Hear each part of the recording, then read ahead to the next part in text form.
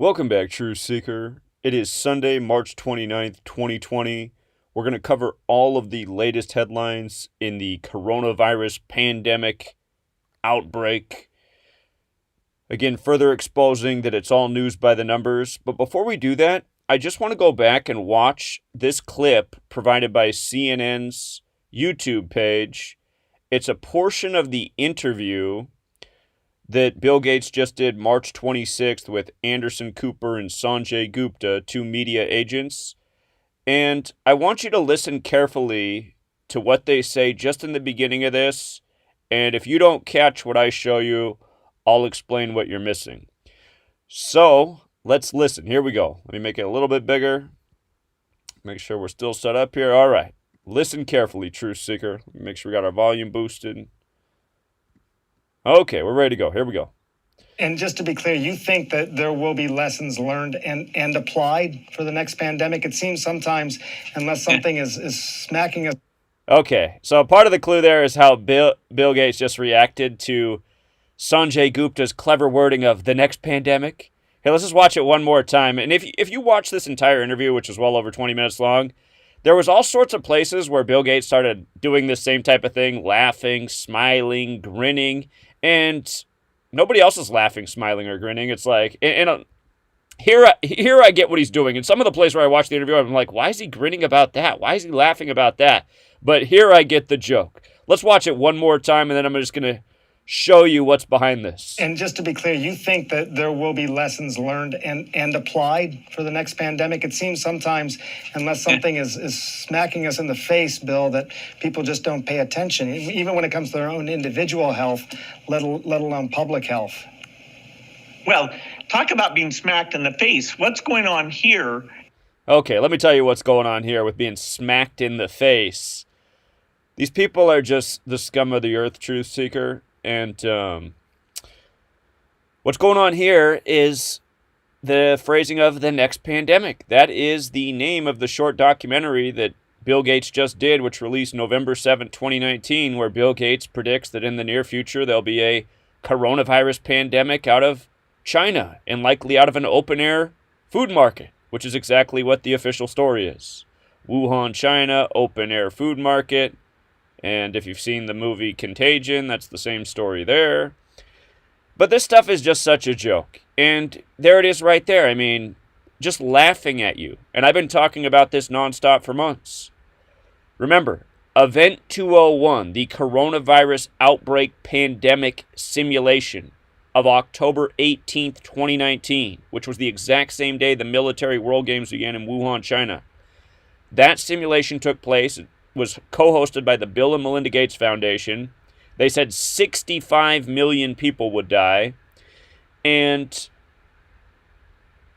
they said it would last 18 months. And with regards to the 65 million, that's in the entire world. And what's strange about it is they did it on Melinda Gates' 65th day of her age, and you can go back and look. Bill and Melinda Gates were married January 1st, 94, 65 days after Bill Gates' birthday. And 94 is an interesting number for the Seattle, Washington couple. Of course, their headquarters is there. The first case in the U.S. was found in Seattle. Seattle, Washington equals 94.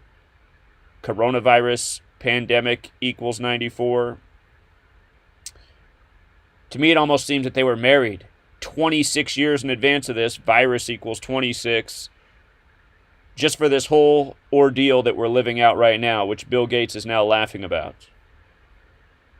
So if you want to check this out, if you have Netflix, what I noticed today, and remember a couple weekends ago, they gave us the headline that because of all the people at home on the internet could go down. I noticed today that none of the streaming services are working outside of YouTube. Netflix isn't working. Amazon Prime's not working. Hulu's not working. Disney Plus isn't working. None of those things are working today. And again, I mean, maybe more people are watching the televised streaming services than normal, but to say that the internet would go down because more people are at home, I mean, that just doesn't make any sense. People are on the internet, whether they're at home, at work, at school, in their car. People are on the internet at all times and all places. So anyway, we'll come back to that interview, but I just wanted to start with that clip because, again, this whole thing really is a sick joke, and that short moment encapsulates it. Just like how some of us right now have quarters in our pocket that has a fruit bat on it, and that quarter just released February 3rd, 2020, days after the first case was found in the U.S., in what they're blaming on fruit bats. You know, they're saying this coronavirus came from bats. For the first time in our life, we have coins that have a bat on them. And remember, this is all a big scheme that's making big profit for the big banks off their lending. And it doesn't matter if the banks never collect a penny of the interest that they are owed from this latest batch of lending, which will increase in the coming days. The way they do it on their accounting books is they just record the profits owed to them. So, future profits, it all records the same way in their accounting scheme as money already in the pocket.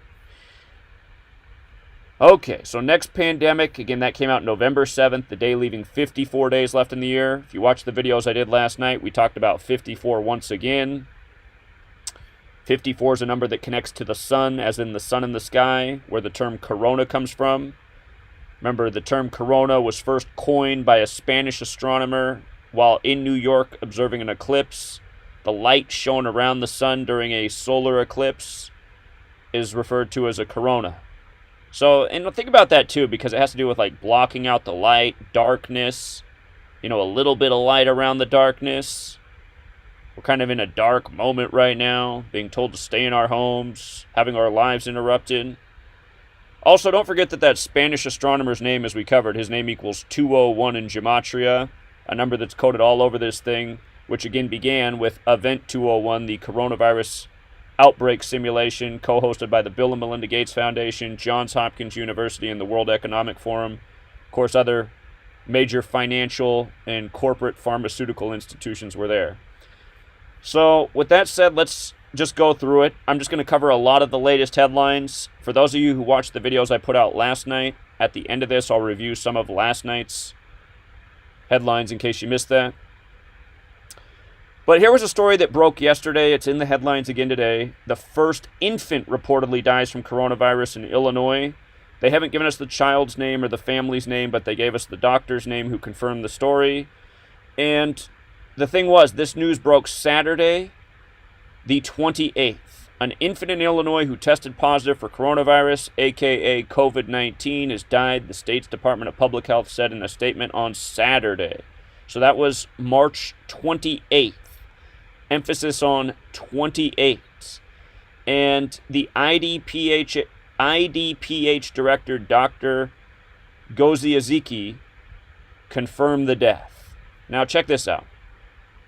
Again, if you're new here, we talk about gematria, the simple practice of coding numbers into words. It is based on the alphabetic order and the alphabetic order with the rules numerology, which is considered the most pure cipher. What we've learned in recent years is that if you run the alphabetic order in reverse and use the rules of numerology, you see the other half of the riddles. But using what we've always considered the most pure cipher, infant equals 28, just like IDPH, where this comes from. And notice they both equal 28, like the 28th of the month. And again, every single headline coming out about coronavirus can be deciphered in seconds, understanding this code.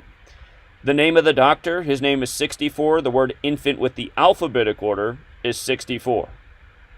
Just in case you are new here, you see how I is the 9th letter, N's the 14th, F is the 6th, A is the 1st, N's the 14th, T's the 20th? Let's look at what it looks like with numerology. N, the 14th letter, the numerology of 14 is 1 plus 4 is 5. So N becomes 5. Again, N5 here. T, the 20th letter, 2 plus 0 is 2. So that's all you're doing. Very simple mathematical calculations. And, if you would have watched my video on this in 2013, this is all I would have been able to show you, is just these two ciphers, because that's all I knew when I first began. I learned from the book The Secret Teachings of All Ages by Manly P. Hall, who revealed these two ciphers but doesn't show you any calculations. He just tells you, this is how you decode, go out and experiment and see what you find. And I started to look at news stories back in 2013, knowing these two simple ciphers, and I saw in moments, I was like, wow, they are making the news this way. And that's why I've been documenting it every single day since 2013, going on for 7 years. And every single day I've been able to expose fully what it's all about. This doctor's name also has Gematria 64 and 44, like kill 44 and 64. If there is a dead infant, I think this doctor needs to be investigated. It's possible the baby was murdered just to make the coronavirus headline. Wouldn't put it past these 6 psychopaths that operate in high places, including hospitals. If you put the doctor title in front of his name, it's 149, which is the 35th prime. We see these numbers come together often. Notice if you run infant in reverse with the rules of numerology, it's 35. So the whole story fits together. And again, this is why when we learned reverse, we just saw how, it's the other half of the code. It just gives you more insight. It's not necessary, but it just shows you more. Illinois 54, like Sun 54, like how Bill Gates did the next pandemic on the day leaving 54 days left in the year. Been talking about 54 quite a bit. The date the World Health Organization declared it a global pandemic, March 11, 2020. That was a date with 54 numerology. Okay, so next story. CBS News journalist Maria Mercader dies at age 54 from coronavirus. Yesterday I did a video on 2 women with coronavirus diagnoses with 54 connections. Now we have a dead journalist for CBS. And this news comes today, Sunday, March 29th. Today is the 89th day of the year. Look at her name in Gematria, 89. On the 89th day of the year, we get the death of a woman with an 89 name Gematria. Of course, virus is 89, number we've talked about plenty as well. 89 is the 24th prime number. She worked for CBS 24. And then could also note that journalist equals 68, like Wuhan. We know basketball 68. Pretty much everyone from the NBA who's been diagnosed has had a 68 name Gematria, as we've discussed several times. So the main details clearly are that a person with an 89 name has died on the 89th day of the year, working for CBS at age 54. Again, every single day, this simple code reveals what's really going on. And I'll just show you something real quick. I decided not to put it in the post, but let me just show you real quick. I was trying to find her birthday, and I saw that once upon a time there was an actress that had this same name, and I noticed she died January 26th in history. Remember who died on January 26th this year? Kobe Bean Bryant, a name that equals 54. And now he's buried in Corona Del Mar, and Corona Del Mar equals coronavirus in both reduction ciphers, forwards and backwards. So that could be part of the riddle. Or it could be coincidental. I don't like to use that word, though. Okay, so for more 89 news, Steve Mnuchin, he says today that he expects a full economic recovery by the 3rd quarter of this year. And again, it's hard to say where they're going to go with this. If they're going to have a full recovery by the 3rd quarter, I imagine the market will probably go up Monday based on this news, because a lot of people are like, wow, if I get in right now, my money can be worth a ton by the 3rd quarter. But again, it's hard to take the government seriously. Anything they say, they could be setting up a lot of people for failure. Because again, common investors will look at what's in the news, and they will use that information to make their investments. But the world elite, they're the ones controlling the narrative. They know what days they're going to pull the rug out, what days they're going to, shoot the market back up. Again, for anyone who knows anything about the market, you can make millions in seconds, especially if you know what's coming. But anyway, he makes this prediction about an economic recovery, a full recovery by the 3rd quarter on the 89th day of the year. Economic recovery, 89.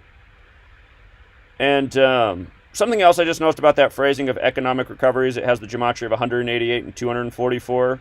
Remember, the U.S. dollar bill denominations, the 1, the 2, the 5, the 10, the 20, the 50, the 100. You add it all up, it's 188, like Bavarian Illuminati. And, of course, the dollar bill has Masonic/Illuminati symbolism all over it. With regards to the 244, the Bavarian Illuminati will turn 244 years old this year on May 1st, the day leaving 244 days left in the year. So, I just thought that was interesting. That'll be in the 2nd quarter, and we might still well be in our lockdown phase when that happens. But the main thing was this prediction on the 89th day of the year. Also today, CNN, it's 14 days to Easter, which is April 12th, and CNN shot some darts at Donald Trump's hope of having the nation back open by Easter Sunday.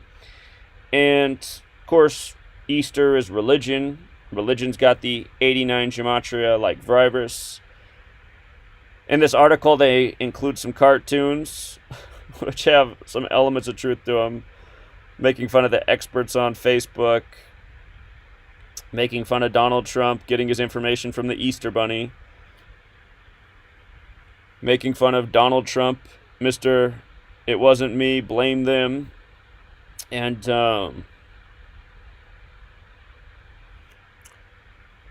don't forget that Easter Sunday, it'll be a date with 56 numerology, the number that's also all over this coronavirus thing, coronavirus 56, Nancy Pelosi 56. We'll be talking more about that number with regards to Tom Hanks and his wife, both born in 56, in just a moment. I put out this post this morning before some of the other headlines broke. I knew they were going to do some big things today because it's March 29th, 29/3, like 293, the coronavirus pandemic. And it turns out they're putting out a benefit concert headlined by Elton John tonight, which we'll talk about in just a moment. There's a benefit concert for the coronavirus pandemic. But today, Nancy Pelosi getting in on the politics. That's what it's all about. Divide, fear, confuse. Anyhow.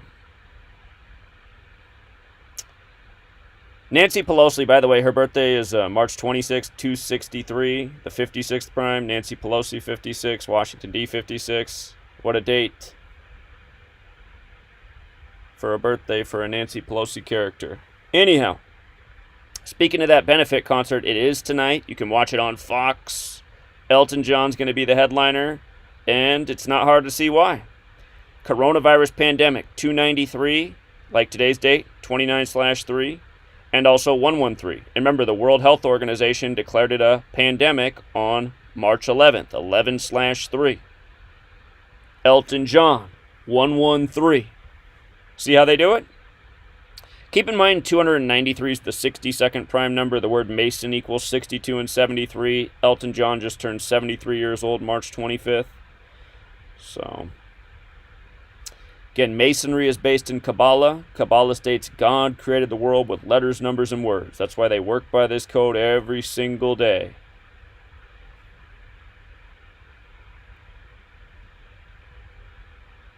All right, next story. Speaking of the pattern with today's date, March 29th. Today, Rhode Island and Connecticut, two states not too far apart from each other, both did similar things today. Notice coronavirus pandemic, again, 293, which is the 62nd prime. Rhode Island is 62. Connecticut is also 62. Both states today did the same thing. They instituted a self-quarantine of 14 days for people traveling in the state. And again, you have to ask, how are they going to enforce this? You know, how are they going to enforce things like this?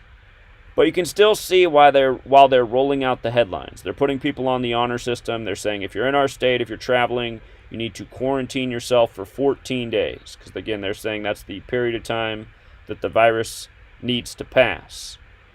And, you know, that could be accurate that the virus is a 14-day thing. Because again, I'll remind people that at the end of December, through this first part of January, I was wiped out. And for those of you who follow me, you know that that's true. I mean, I was very sick in that period of time, and I was still trying to make videos and tough my way through it, but I was like, man, I cannot beat this thing, and it's got my lungs all filled up with fluid. And I'd never been that sick for that long, and now they're saying those are the symptoms of the coronavirus. It attacks your lungs and all that. So if it is a real thing, I'm pretty sure that it was here long before they started making all the hysteria about it. And what it was like was a more severe version of the flu. But I still don't think that's any reason to shut down a nation. And, you know, flu season comes every year. So.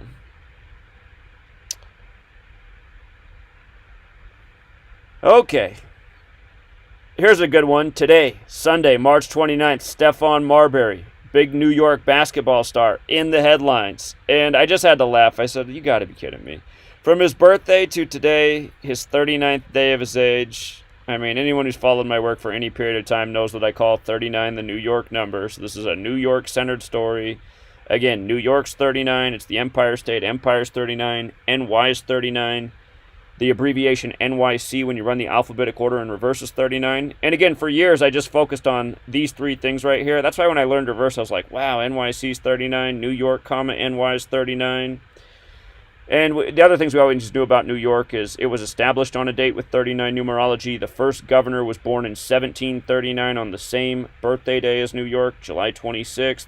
George Clinton. George is 39 when you run the alphabetic order in reverse. Clinton's 39. Of course, Hillary was senator there. And a lot of people don't know that Bill Clinton was born Bill Blythe. His biological father died in what they call an accident traveling between Illinois and Arkansas on business. He was found dead in the side of the road in a water ditch on May 17th. The police officers said that they thought he tripped and fell into the ditch and drowned. Don't forget the song Murder by Numbers is by the Police. But his father died, Bill Clinton, May 17th, and then Bill Clinton was born August of that year. So about 3 months after the father died. And then his mother remarried into this family, this New York political dynasty Clinton family, and that's how he got the name Clinton.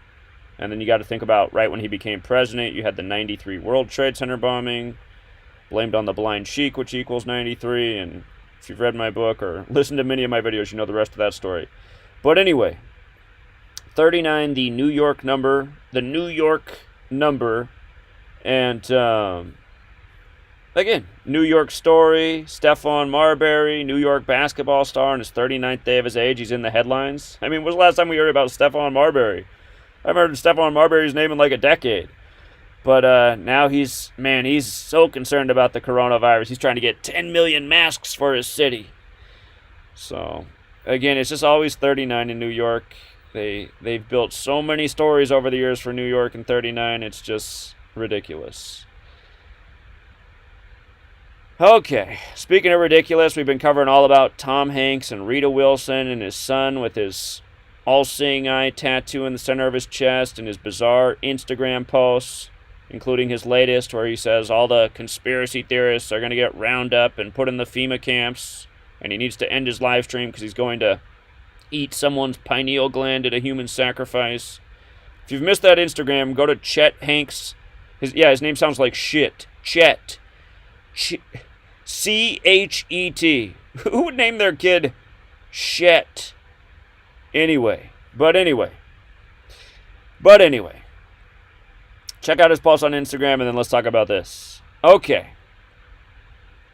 So we talked about the whole diagnosis by the numbers on March 11th, which was the day they declared the global pandemic, and all the films Tom Hanks has been in. Such as Sleepless in Seattle, where the first case in the U.S. was, where the Bill and Melinda Gates Foundation was. His film Larry Crown, where his nickname is Lance Corona. The film Inferno, about a billionaire who wants to depopulate the world with a virus. That movie came out on Bill Gates' birthday, October 28, 2016.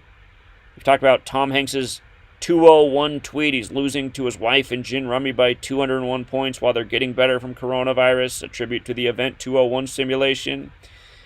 Anyhow, from Tom Hanks' birthday to his return Saturday, so here's the story. Tom Hanks and Rita Wilson have returned to the United States after going into self-quarantine in Australia.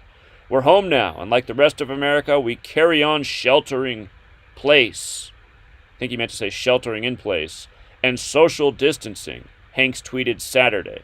So that we get the news of their return on Saturday, again from social media. That was 263 days after Hanks' birthday. 263 is the 56th prime. Coronavirus 56. Him and his wife both born in 56. California just went into lockdown because the governor said 56% of people will get coronavirus. The big star in the U.S. over this whole ordeal is Anthony Cuomo, the 56th governor. From Event 201 to the initial Patient Zero in Wuhan, which was initially December 12th, was 56 days later. And just a million other examples. The other day on March 26, 26/3, Bill Gates went on CNN That was the same day Scarface, the rapper out of Houston, came down with coronavirus. Again, 263, the 56 prime, Scarface 56. So we're seeing this pattern, the 263, 56. Here in Washington State, where we're in soft lockdown, they called it stay home, stay healthy, which equals 263, the 56 prime. Again, it's all number games, you guys, because these people are Kabbalists, and numbers are a big deal in Kabbalah. And it's all about the cabal. So, Tom Hanks, nice return date. And then how about his wife, Rita Wilson? From her birthday to the day they returned was her 155th day of her age. Coronavirus 155 with the alphabetic order, 56 with the alphabetic order and rules numerology. And again, for years, I just did decodes using only these two ciphers. And I showed how every single day, just knowing those two ciphers, you could see right through the news. You learn the reverse, you learn even more. From the day of the first case being found in Seattle, remember Tom Hanks sleepless in Seattle, which was January 21st to their return, was 67 days later. Rita Wilson, 67. Wuhan, 67. With regards to them being in Australia, it's now starting to make more sense because we've seen a lot of emphasis on social distancing, which Tom Hanks even included in his tweet. Social distancing's 102, like Australia's 102. Remember, they're comparing this to the Spanish flu, which began in 1918, 102 years earlier. 1918 to 2020 is 102 years. The Spanish flu came out of World War. World War equals 102. Again, I know I'm redundant, but remember, right now the Olympics are on hold. The only time they were canceled was due to war. And the year they were canceled, they were hosted by Japan like they are this year. Right now we're having a war on germs. Australia's also got the Gematria 30 like Corona, and don't forget Tom Hanks, when he did that tweet about gin rummy, he showed his Corona typewriter, just like Madonna's been doing. Isn't it just amazing how they get away with this mockery? Just like what I showed you at the beginning with, Bill Gates and Anderson Cooper and Sanjay Gupta having a good laugh over referencing his documentary where he predicted all of this. Hold on, that's not what I meant to go to. I want to show you just one more thing that we covered in recent days. Oh, looks like I forgot to link it. Here, I'll pull it up right here. I just want to, again, remind of this story. Well, we got the 102-year-old Italian woman who just survived the coronavirus, but where's it at? This is the one I want to show you. Dr. Birx. Social distancing is personal for White House virus honcho Dr. Deborah Leah Birx. And notice how her name, Deborah Leah Birx, is 273 like social distancing. And again, she told the story of her grandmother who brought home the Spanish flu because she didn't practice social distancing. And again, her name Birx is 26 like China like virus like plague. She's the virus honcho. And again, it's just like that other guy that they keep putting up there, Fauci. He's another 56. Again, you learn Gematria, you just see right through this cast of characters. You see what a show this is. Should remind you of phrases such as, the world's a stage, your number's up. These people's numbers are up. They got the right numbers for the big show.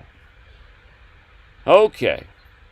Now, here's a good one that we see all the time with these viral outbreaks, whether it's been, SARS or Zika or Ebola. There's just 33s everywhere. The other day when Bill Gates did that interview, he said that, the virus is spreading at a rate of 33% each day. Remember, Bill Gates equals 33. He was the CEO at Microsoft for 33 years. Not long ago, he predicted there'd be a viral outbreak that would kill 33 million people. That was different from his Event 201 simulation. But here's a different 33. A 33-year-old member of the Louisiana governor's staff dies of coronavirus complications. What's that? What counts as coronavirus complications? Why doesn't it just say dies of coronavirus? Complications. Remember, corona's 33. Coronavirus complications, CC. See the third letter, CC33. Government's 137, the 33rd prime. The picture's creepy, right?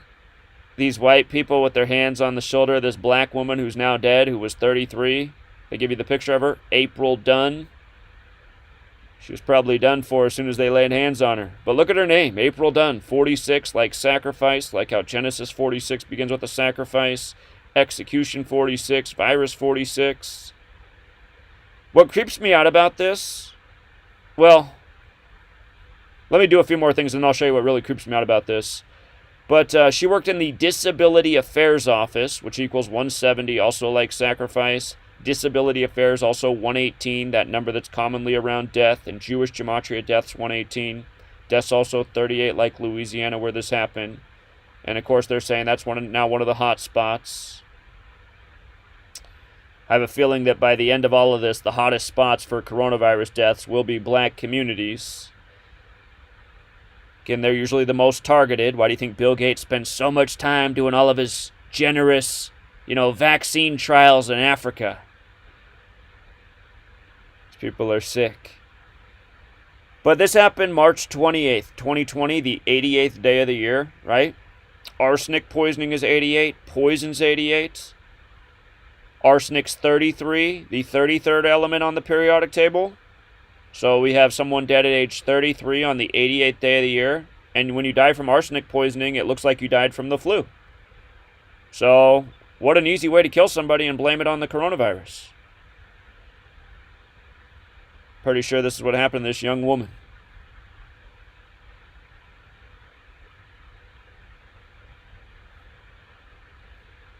Again, this is what government is. Mind control. Sick psychopaths. Killers. Liars. CNN on their own website right here. If you watch this clip, they have the time when the interview ends.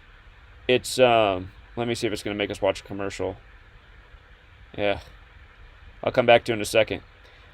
But when the interview ends, the time is 6:05 p.m., right? Bill Gates has warned about a deadly pandemic like coronavirus. Remember, their simulation, October 18th, 2019, 65 million people died. Again, that was on Melinda Gates' 65th day of her age.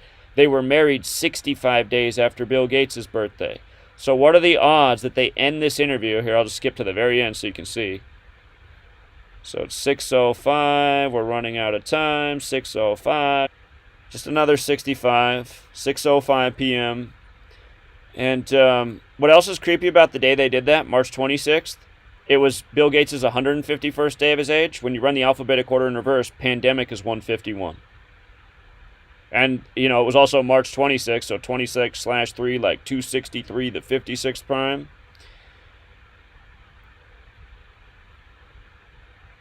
Right there, 263, 56 prime, coronavirus.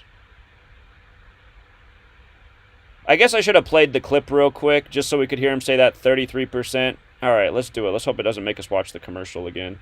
I guess just to hear him in his own words with the 33. Come on, CNN, don't do me another commercial.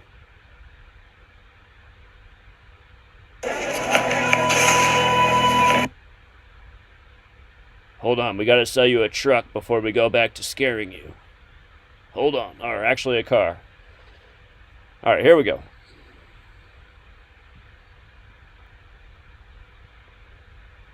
Hey, where's the sound at? What in the world?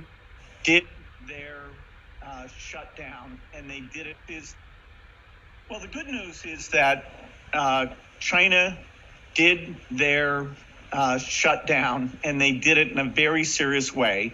And after a 6-week period of a shutdown that's more extreme than even the best states in the United States are likely to do, they were able to start opening up again. And the total number of cases there is very, very small. So that's very good news. And as people are developing models, they look at that Chinese data, they look at how the South Korean numbers have gotten under control. So we're entering into a tough period that if we do it right, we'll only have to do it once for 6 to 10 weeks. But we have to do it, it has to be the whole country. We have to raise the level of testing and the prioritization of that testing quite dramatically in order to make sure we go through one shutdown so that we take the medical problem and really stop it before there's a large number of deaths, we do then get an economic problem, which is why you want to minimize the amount of time. And having states go at different things or thinking you can do it county by county, that will not work. The cases will be exponentially growing anywhere you don't have a serious shutdown. I just got to pause real quick. Look at what number they throw up on the screen. 82,000. What's Seattle equal with the alphabetic order? 82. 82. So while you're interviewing the man in Seattle, let's throw up a stat about 82,000 plus coronavirus cases in the U.S. And then the 1,194 deaths. Again, 11, the master number. Remember, the first case, January 21st, 121, 121 has a square root of 11. Virus equals 89, the 11th Fibonacci number. But then that 94 again, like the year Bill and Melinda were married, January 1st, 1194. This is their wedding date, 1194. And Seattle, Washington's 94, and coronavirus pandemic's 94. I mean, the whole thing. Just, the numbers are made up. So even in, because folks look, people who want sort of county by county or say, well, let's get back online faster, say, well, look, in some states there's less than 200 cases. In many states there's less than 200 cases right now. You're saying even in those states, the same kind of shutdown needs to occur? Well, let's say you have 100 cases, and let's say you don't do a shutdown, then it grows 33% per day. So you take 100, you get 1,000, you get 10,000. It's exponential growth. Okay, let's just listen to what he said. Okay, so it grows by 30. Let's say you have a state with 100 cases. It grows by 33% a day. Then you have 1,000, 10,000. It's exponential. I mean, it would grow pretty fast, but here, let's just do the math real quick. So if you had 100 and it grew by 33%, that means the next day you'd have 133. If it grew by 33% again, 133, a third of that is what? Like 44.3. So you'd be up to 177 people, essentially. Another 33%, be like 50-some people. I mean, I don't know if that's exactly exponential, but it would take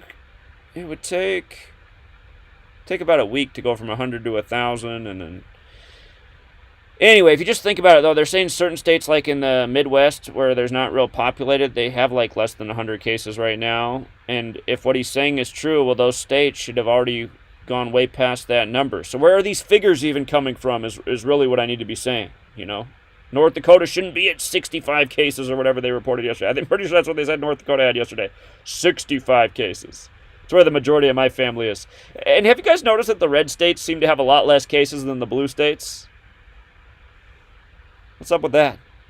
Anyway, here we go. Or do we need to listen to more? I don't want to listen to more of any of these creeps, honestly. We heard him say it's 33.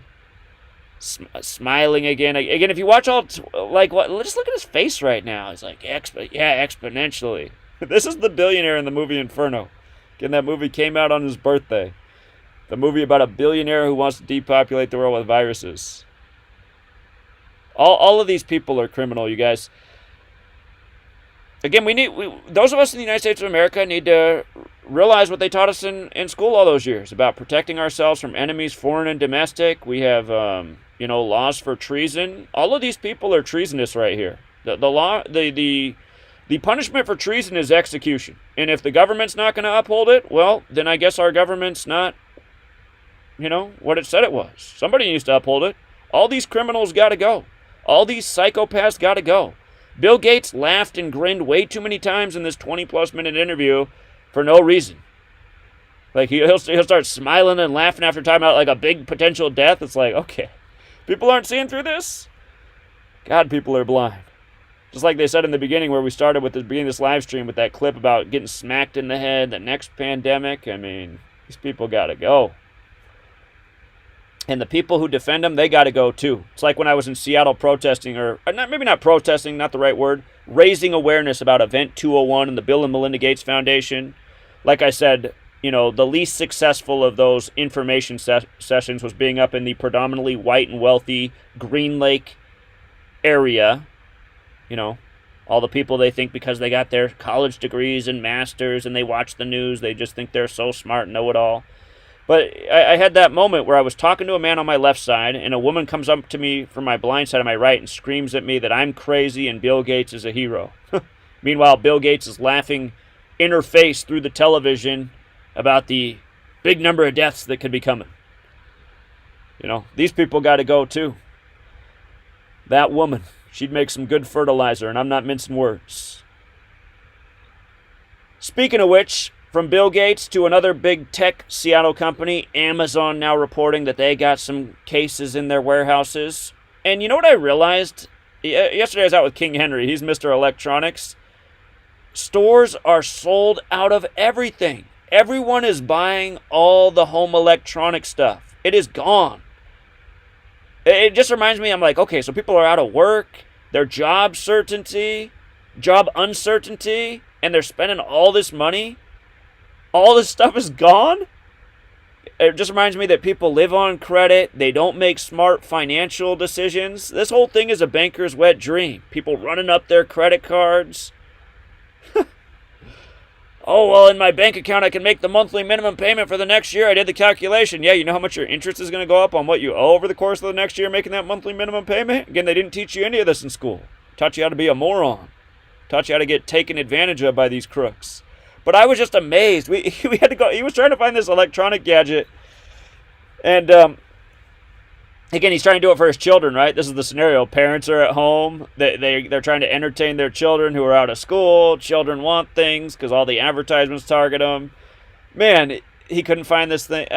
It's just, yeah. And I just started asking questions, too, about things I might be interested in. They're all sold out. I was like, wow, so everyone is buying up everything right now. Okay. Interesting. And guarantee you, companies like Amazon, all these big tech companies, they're bringing it home right now. Amazon's you already thought Amazon couldn't get any better with their delivery or you couldn't eat up any more or the market with their delivery service. All the small mom and pop shops that are the small competitors left for Amazon, they're probably going to go under with this whole thing. Amazon will have the whole market. In the end, there was just one. But anyway, look at the gematria of Amazon, 70 like coronavirus. So, of course, they're going to factor in. Look at the reporting of the story. Amazon warehouses are facing a growing tide of coronavirus cases with at least 11 facilities hit so far. Oh, 11. Oh, 11. The master number. 121 all over this, square root of 11, like we were just talking about. According to Amazon and local media reports.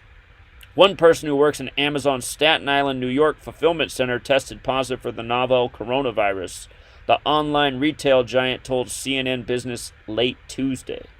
The person who was last at work physically on March 11th again, that's the same day in history that the Spanish flu reached New York, March 11th, 1918, same day this year that they declared it a global pandemic.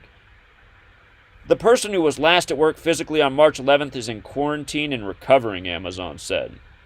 The case marks the second to affect Amazon warehouses in New York. It comes a week after the first reported case at any U.S. Amazon facility in Queens, New York. And, of course, the Queen wears the crown. Corona means crown. The royal family became part of the headlines this week. If you missed my video on Prince Charles, you got to check it back. It's a direct parallel to the death of Princess Diana, his former wife. Just shows you how repetitive the numbers are used. From death to coronavirus contagion. And then the next day after Prince Charles, then the young royal couple, to be royals no longer, Harry and Meghan, Sleepless in Los Angeles, Part 3 coming soon. They moved to LA by the exact same numbers the next day that Prince Charles had just contracted the virus by, and then the Princess Diana died by. It's just amazing what they do. But with regards to the mention of Queens, New York, I mean, that's the story from history. That Spanish flu reached Queens, New York on March 11th, 1918. I mean, you don't think this story right here is a direct tribute to history? And those who don't know history are doomed to repeat it? I mean... Queens, New York, by the way, is 66. 66, the 11th triangular number, which means if you had 1 through 11, it's 66. The word empire is also 66. It's the Empire State. Corona is also 66. Amazon has gematria of 29 as well, which in numerology is 2 plus 9 is 11. So, It's not hard to see how they came up with this story by the numbers. Now, this one could be my favorite. Out of all the stories we covered so far, this one could be my favorite. 47-year-old man charged with having a 47-person coronavirus party in New Jersey, Friday, March 27th, 2020. And the reason this could be my favorite story is because, again, for those of you who are new here, the reason I figured out that there was something about numbers more than I knew, which led me to figuring out what Gematria was the number 47. Because the media uses it all the time. All the time they'll put it in a story. Like right here, 47 people, 2 paragraphs later, he's 47 years old. I mean, it's just like, give me a break. Always this number. And this was in New Jersey, which happens to be a state with Gematria 47. The word news itself equals 47. Probably a big part of the reason they insert 47 in news stories so often. But remember, there's 47 degrees on the Masonic compass. Out of the Scottish Rite of France, France equals 47. It's in tribute to the 47th problem of Euclid about how to establish foundation. Foundation equals 47. It's why this nation's birthday is the 4th day of the 7th month. It's why the cornerstone for D.C. was laid on a 47-date numerology. It's why the cornerstone for the Washington Monument was also laid on July 4th, or 4/7. But remember, this number has a lot to do with authority. Government 47, authority 47, the cabal 47, policeman 47, cop 47, D.C. 47, White House 47, Republican 47, President 47, Trump 47, Democrat 47. The list goes on. Whig, W-H-I-G 47, which is what the Republican Party came out of. Again, Donald Trump in the 47-story Midtown Hilton Hotel the night of the rig selection. But again, you learn the numbers. You see that they're making it up. The news is made up. And then the day that they did this, March 27th, 2020, that was a date with 70 numerology, right? They said the party was in Ewing, New Jersey. Gematria of 70, like coronavirus. And remember, this was the same day Boris Johnson was diagnosed, or the news came out, which was, United Kingdom 70, and Boris Johnson had the 70 connection. We covered that 2 days ago. I was thinking, man, it seems like a long time ago, but it was only 2 days ago. It's because right now, you guys, I mean, I always work hard, but it's like, right now I'm just like spending all day just like trying to keep up with the news and decoding the news. In a way, it makes the day go by fast, but because I've like covered so many stories, it also feels like things were 100 years ago, even though it was just 2 days ago. Because on my blog, there's probably at least 30, 40 decodes just since I covered the, the Boris Johnson story 2 days ago. So for those of you not following the blog, again, keep up with that. Do a lot of posts there. I don't put everything in video. But yeah, what a joke. And shout out to Dana. Dana's in New Jersey. Dana sent me this really awesome GematriaEffectNews backdrop. I'll be showing that off when I can make videos in the office again. Again, I'm spending a lot more time in the closet these days just because it's the only place in this house where I can make videos and sweet lady can't hear me. Because of the whole lockdown or soft lockdown thing, her school's closed for the rest of the year, so she has to do everything online, and now she's in the house all the time. And anyway, the closet's become my new home. Okay, next story. 3rd NYPD member dies from coronavirus, and they're getting funny with this. They're bringing out the dick jokes, and I'm not joking. There's some dick jokes here. So get a load of this. I'm just going to read the story so we can understand the dick jokes, and then we'll decode. A 3rd NYPD member dies of coronavirus after hundreds of officers test positive. New York City Police lost its first detective to COVID-19, marking the 3rd NYPD death to the disease that has afflicted the department. I don't know why I had so much trouble with that paragraph. Detective Cedric Dixon, a 23-year veteran, worked in the 32nd Precinct in Harlem, NYPD Commissioner Dermot Shea said. Wonder if he's related to the Mets family. May we never forget the sacrifice of those workers who put themselves in harm's way to keep you and your family safe, the police chief said. The detective was in his 40s and had underlying health conditions, multiple law enforcement officials said. Shea did not provide details on the officer's health history. Okay, so he had some pre-existing conditions. And then the next part of the story is 2 other members of the department have died from coronavirus, which has infected at least 512 NYPD employees. Dennis C. Dixon, the other guy's name was Dixon too, so I was like, what? Dennis C. Dixon, a custodian who worked at police headquarters, died Thursday, Shea said. Shea lauded Dixon's commitment to the department, noting the 14-year veteran worked 17 days straight during Hurricane Sandy in 2012. Don't forget Sandy hit New York on the day leaving 39 days left in the year, that New York number. Again, they're in control of the weather too. They have been since, the 50s, if not earlier. On Friday, NYPD said Giacomina Bar Brown, a civilian worked in the 49th Precinct Roll Call Office, was the second member of the force to die from coronavirus. Bar Brown was a 7-year veteran of the NYPD. 49 has a square root of 7. The growing number of first responders and healthcare workers falling sick with coronavirus is doubly worrisome because there are fewer people who can help members of the public. Okay, so we got 2 dicks, and we were supposed to, read over that and glance. And again, they know that all people do at this day and age is read headlines. They do not read the story. Yesterday, when the story came out about the first infant's death, they've changed the wording now, but I was hanging out with King Henry. I read it to him live. That when they came out with the story of the first infant death, the headline said, "First infant dies from coronavirus," and then you read the story, and it said, "An infant has possibly died from coronavirus. The cause of death is being investigated." And I was like, what? Okay, so the headline declares that the infant died from coronavirus, but then the opening paragraph says that they don't know what it died from. They're just saying it could be that, and they're investigating. And that's a top headline story at the time that broke yesterday. And as we covered, infant equals 28, and it died on the 28th. Let's not forget that kill equals 28. But anyway, now we got a story with 2 dicks. 2 Dixons. But look at the name. Detective Cedric Dixon, 201, like Event 201. Also 102, which has become the hot number in recent days, with the social distancing 102, and this being compared to the Spanish flu of 102 years earlier.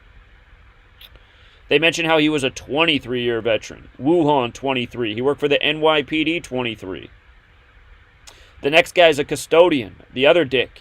Custodian, 56, like coronavirus. Andrew Cuomo, the big hero, the 56th governor, The other day, California says 56% of people in California are going to get the virus. This woman, the other woman mentioned in the story who died, the third person, Gematria of 93, like Wuhan coronavirus, like New York, NY.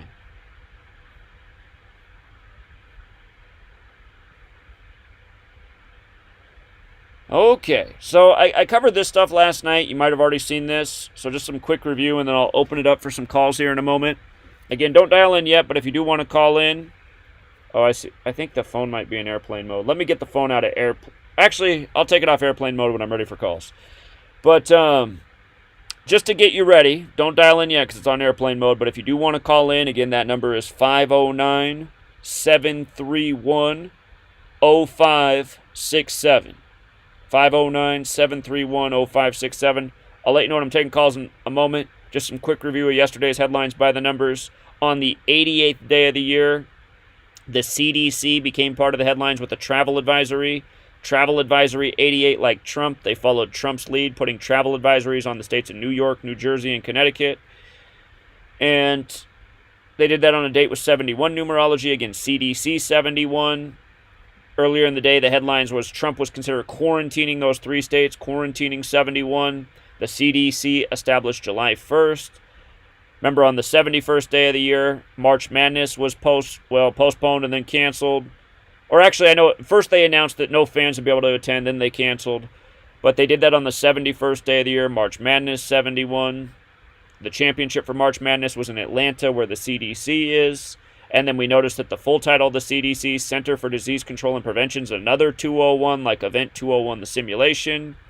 And we talked about yesterday in the video how the director of the CDC, from March 11th to his upcoming birthday, which is July 10th, 7/10, was 121 days later. And earlier in the day, Trump had asked the CDC to issue a strong travel advisory, which equals 121.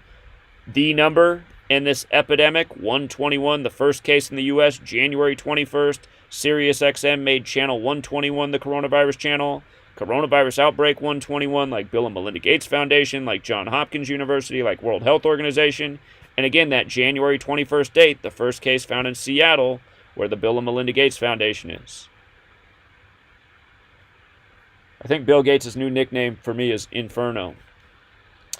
Old Inferno. Also on the 88th day of the year, the man who has his teams play at Madison Square Garden, he comes down with the coronavirus. He owns the Madison Square Garden Company. He's gotten that beef with the numbers, that beef by the numbers with Spike Lee. But on the 88th day of the year, Madison Square Garden 88, supposedly he comes down with the coronavirus, James Dolan. And again, it was 322 days after his birthday, old 322. That's 46 weeks. Virus and Dolan, 46. And notice he's going to turn 65, the pandemic number, May 11th. His full name, James Lawrence Dolan, 67, like Wuhan, like Nix. So, it's not hard to see what's up. And then again, the other day, Trump made a wartime effort move, making one of the biggest auto manufacturers in the nation, suspend some production so that they can build more ventilators. And he did this on the date with 70 numerology. Trump did. Ventilators 70, coronavirus 70. Again, this is how Gematria just reveals the puppet show. Reveals what a puppet Trump is.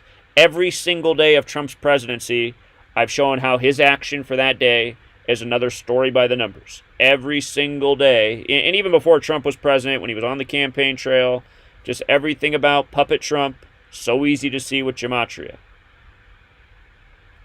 Sometimes I think they made Q just to counter my work, because then Q came and took my Gematria knowledge and spun it into something entirely stupid, which does not expose Trump as it should, because Trump is nothing but a puppet. For anyone to not see this at this point, especially now with Boris Johnson from New York being the leader of the UK with the same stupid haircut, I mean, it's just like that clip we started with at the beginning of this live stream. If you missed the beginning, again, watch this from the beginning when you get a chance. You'll understand what I mean when I say it's just like that clip that we began this live stream with. Probably the most important part of this video, how we started it. Okay. Again, I covered this last night as well, too.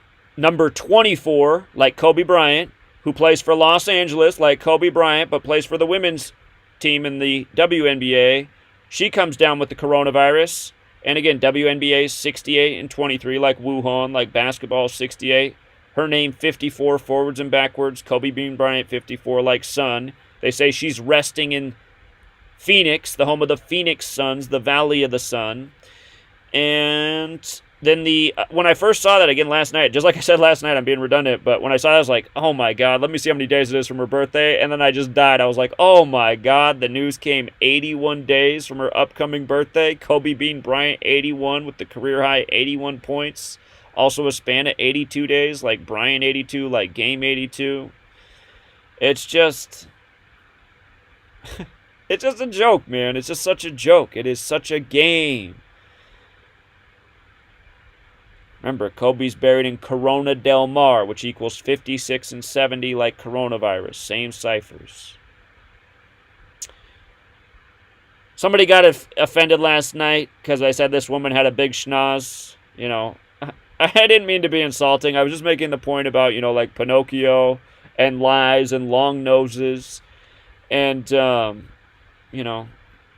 I used to date a girl that had a big old schnoz. She was beautiful, but her nose, when you kissed, I mean, you had to close your eyes so you didn't get your eyes. I'm joking, you guys. I need to stop. But anyway, 102-year-old woman, and her name, Italica Grandona. Italy. Remember, Italy and Wuhan have overlap in 3 of the 4 ciphers, but her name's 71, the 20th prime, and the story is she survived 20 days in the hospital. Where did I put the story at? She survived 20 days in the hospital. Italica Grandona. My guess is this person's straight from the website thispersondoesnotexist.com. Or something like it, Again, if you've never seen me show this, She's not bad looking. She's kind of a cutie, but you know what? She doesn't even exist. You got no chance with her. She's a digital image. So is she. So is he. So is he. Again, every time you reload this page, it's a new person that doesn't exist. They're all computer images. So you got to remember, the news media, I mean, they can make up stories that look so real, but they are so not.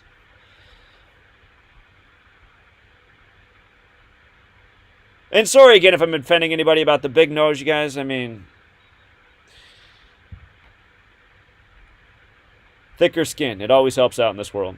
They said this woman was from Genoa, which comes to 93 like Wuhan coronavirus. They called her the Highlander at the hospital, Gematria of 86 like coronavirus outbreak.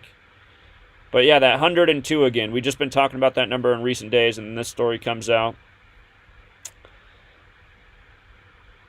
What a coincidence. One thing I missed yesterday with Andrew Cuomo, the 56th governor, being the big hero, stopping Trump from putting the quarantine down. One thing I missed is yesterday was 113 days after his birthday, where he was going toe-to-toe with the president. No, you're not putting my state in quarantine. Only I do that. You know, it's like, wait a minute, why is he so against this? I mean, didn't he just deploy the National Guard to New Rochelle, New York on the anniversary of the release of the film Outbreak? That was March 10th that happened. And we talked about how New Rochelle equals Outbreak, and in Outbreak, you know, the military is deployed on a suburban town. It was straight out of the movies. Again, same people who run Hollywood run your government. That's why they give you Hollywood actors as your president, like Donald Trump. But anyway, it was 113 days from Cuomo's birthday to this showdown yesterday. Coronavirus pandemic 113, Scottish 113, versus the man from the land of the Scottish Rite, Washington, D.C., of the Scottish ancestry, Donald Trump. But that was one thing I missed when I covered this story yesterday, is that it was 113 days after Cuomo's birthday. And then, again, just a little more review. Doris Burke, you know, ESPN analyst. She comes down with the virus. Her name's 67, like Wuhan. And she's 54 years old right now. Again, started this broadcast with the dead 54-year-old CBS news journalist whose name equals 89, dead on the 89th day of the year.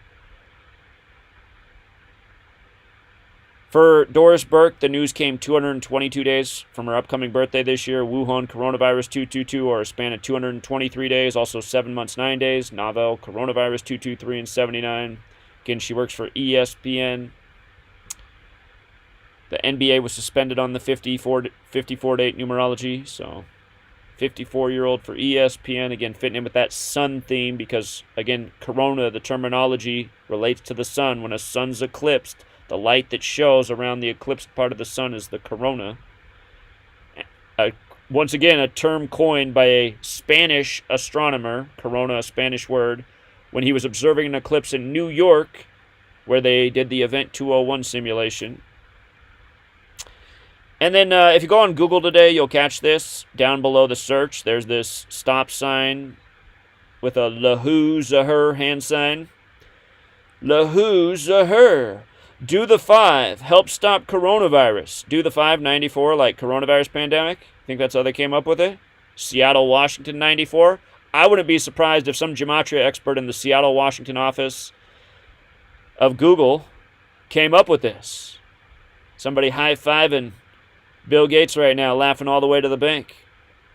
But do the 5. Hands, wash them often. Elbow, cough into it. You know, that might be the one thing that could be good out of this. I've always thought that we could have better hygiene as a society. I always hate when, like, people are, like, openly just coughing in public, and I'm just like, can't you just cough into your shoulder or arm? I mean, it's not that hard to do. Why are you just coughing everywhere? God, people. Face, don't touch it. I've always been pretty good about that.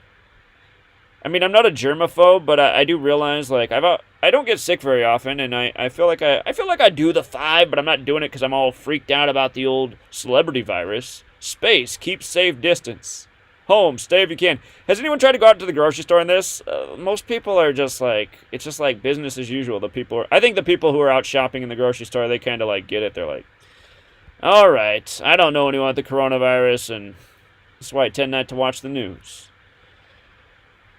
Okay, I'm done, you guys. Let me take it off airplane mode here. Airplane mode is off.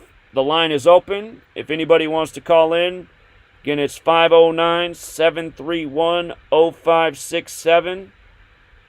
If you have anything to share with me that I missed out on that you want me to cover, all those type of calls would be great.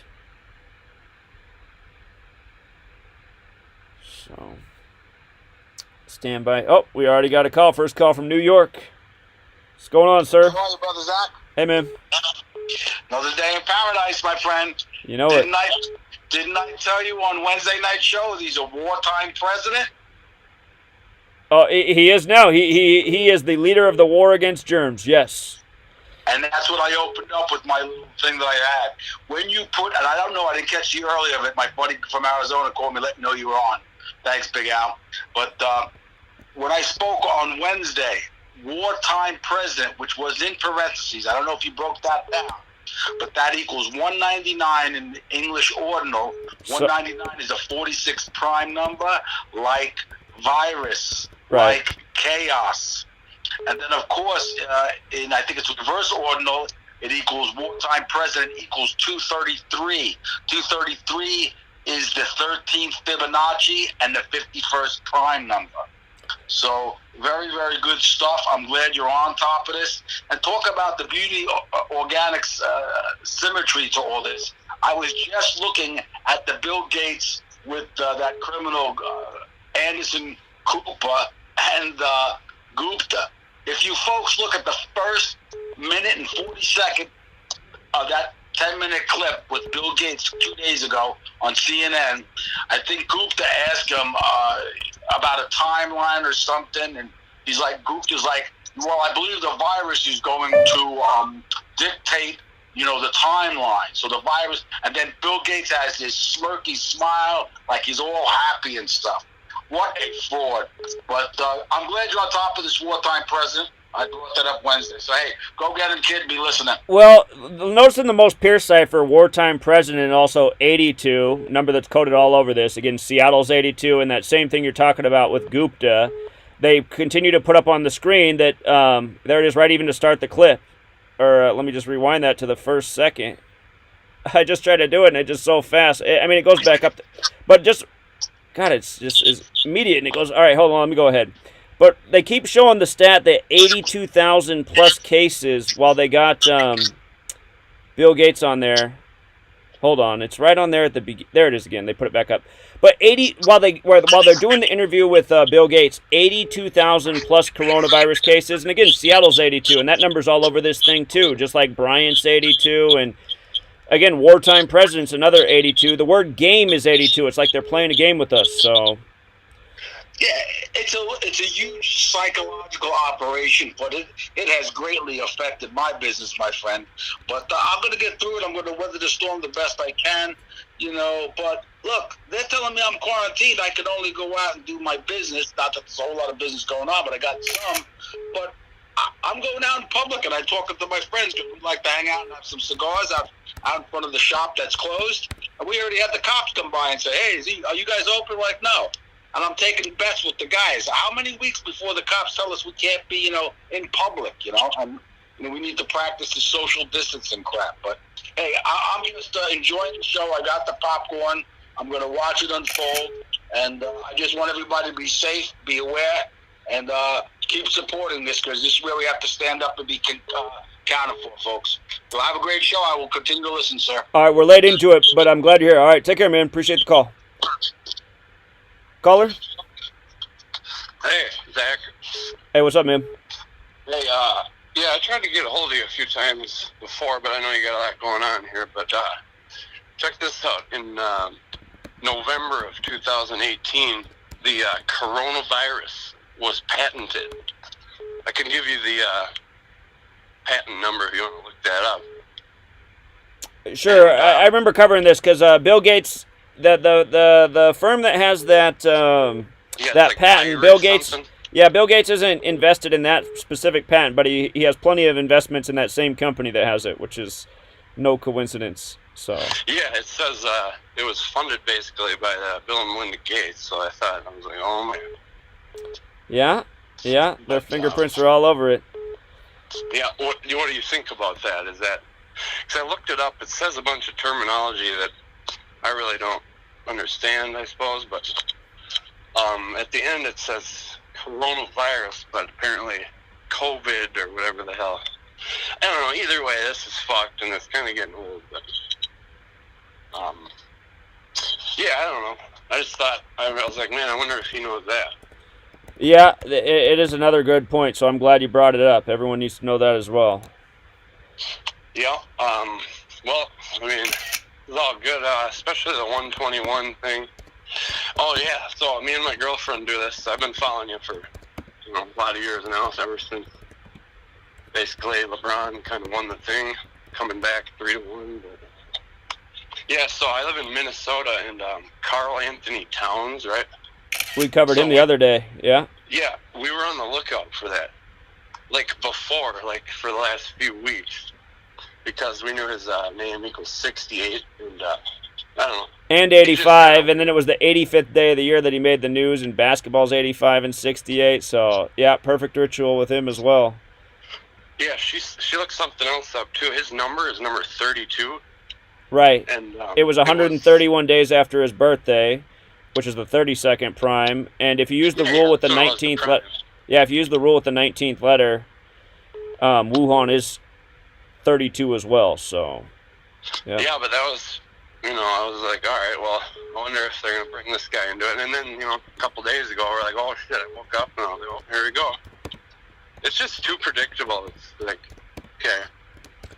Yeah, it is, man, and again, I don't know why more people in the truth community aren't sharing this knowledge, and it's like that guy that has 500-some thousand subscribers. He obviously watches the channel because the day after I put out the video about 68 in New York, which I'd covered a million times, he does the exact same video word for word the next day, but adds some fancy visual graphics to it, and it's like, okay, why cover that? Because, I mean, that is important, but 9/11's a long time ago. Why aren't you educating your audience right now about how the coronavirus numbers are rolling out every day by the numbers? So, which channel is this? I don't even want to say his name. Big douchebag. He looks like Shawn Michaels. He's a T-shirt salesman. Oh, yeah. All right. It's okay, man. I'm going to move on to the next caller. I appreciate it, man. Yeah, his name's Brian. Yep, no problem. Take care. What's up, caller? Hi, I just wanted to bring up the fact of the municipal bankruptcy, which has a gematria of 113. Say that terminology again. Municipal bankruptcy. Okay, that's interesting. Are you aware of that? I wasn't aware of that, but that could be where we're going, huh? It started March 9th. The municipal government. Okay, I'm gonna have to look into that, but it seems like that's where they're it seems like they're taking us to financial ruin with all these policies and decisions right now. So it's being revenued to the territorial. Huh. So all right. There will be no more municipal government.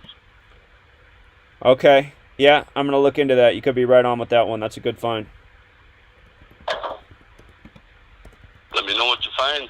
All right, man. Will do. Thanks. All right. Take care. Caller? Hello? Hello. Hey, Jack. How's it going? It's going well. Hey, man. Long time listeners listening on YouTube and really got into what you were saying. Was telling a lot of friends, a lot of family, like, this dude's onto something. And with all this stuff going on, finally started to really dive deep into Gematria and what's been going on, and I just want to, I know you're not covering this anymore, but what stood out to me was the earthquake in Utah. Oh yeah, I can go back and look at that again. Yeah, that was an important story. So one thing about that is it was centered in the town called Magna. Magna? I don't know, Magna, because I have some family out there, so I remember times I went out to Utah to visit. Magna is along I-80. And it's a little bit outside of, I want to say, west of Salt Lake City. Okay. And the thing about Magna is that there's a copper town there. And along with the copper town, the interesting thing about it is Disney. Disney Channel, they do a lot of movies out there, a lot of film. And in particular, one show in particular was called Andy Mack. Andy Mack was filmed in downtown Magna for 3 seasons and 57 episodes. And, you know, it was a 5.7 earthquake. Hold on one second. I gotta pull up some of the notes. I took notes on this. And one of the interesting things about the show, Andy Mack, was it was the first show that had a character that was openly gay. Huh. And hold on I have some notes, but one thing in particular, there was actually the theme song was called "Tomorrow Starts Today," and the young lady. Hold on once. I'm sorry about that. Let me get my notes up. I didn't think you were going to answer this fast.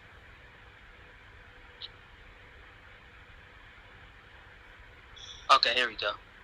So, the young lady who sung the theme song called "Tomorrow Today," her name.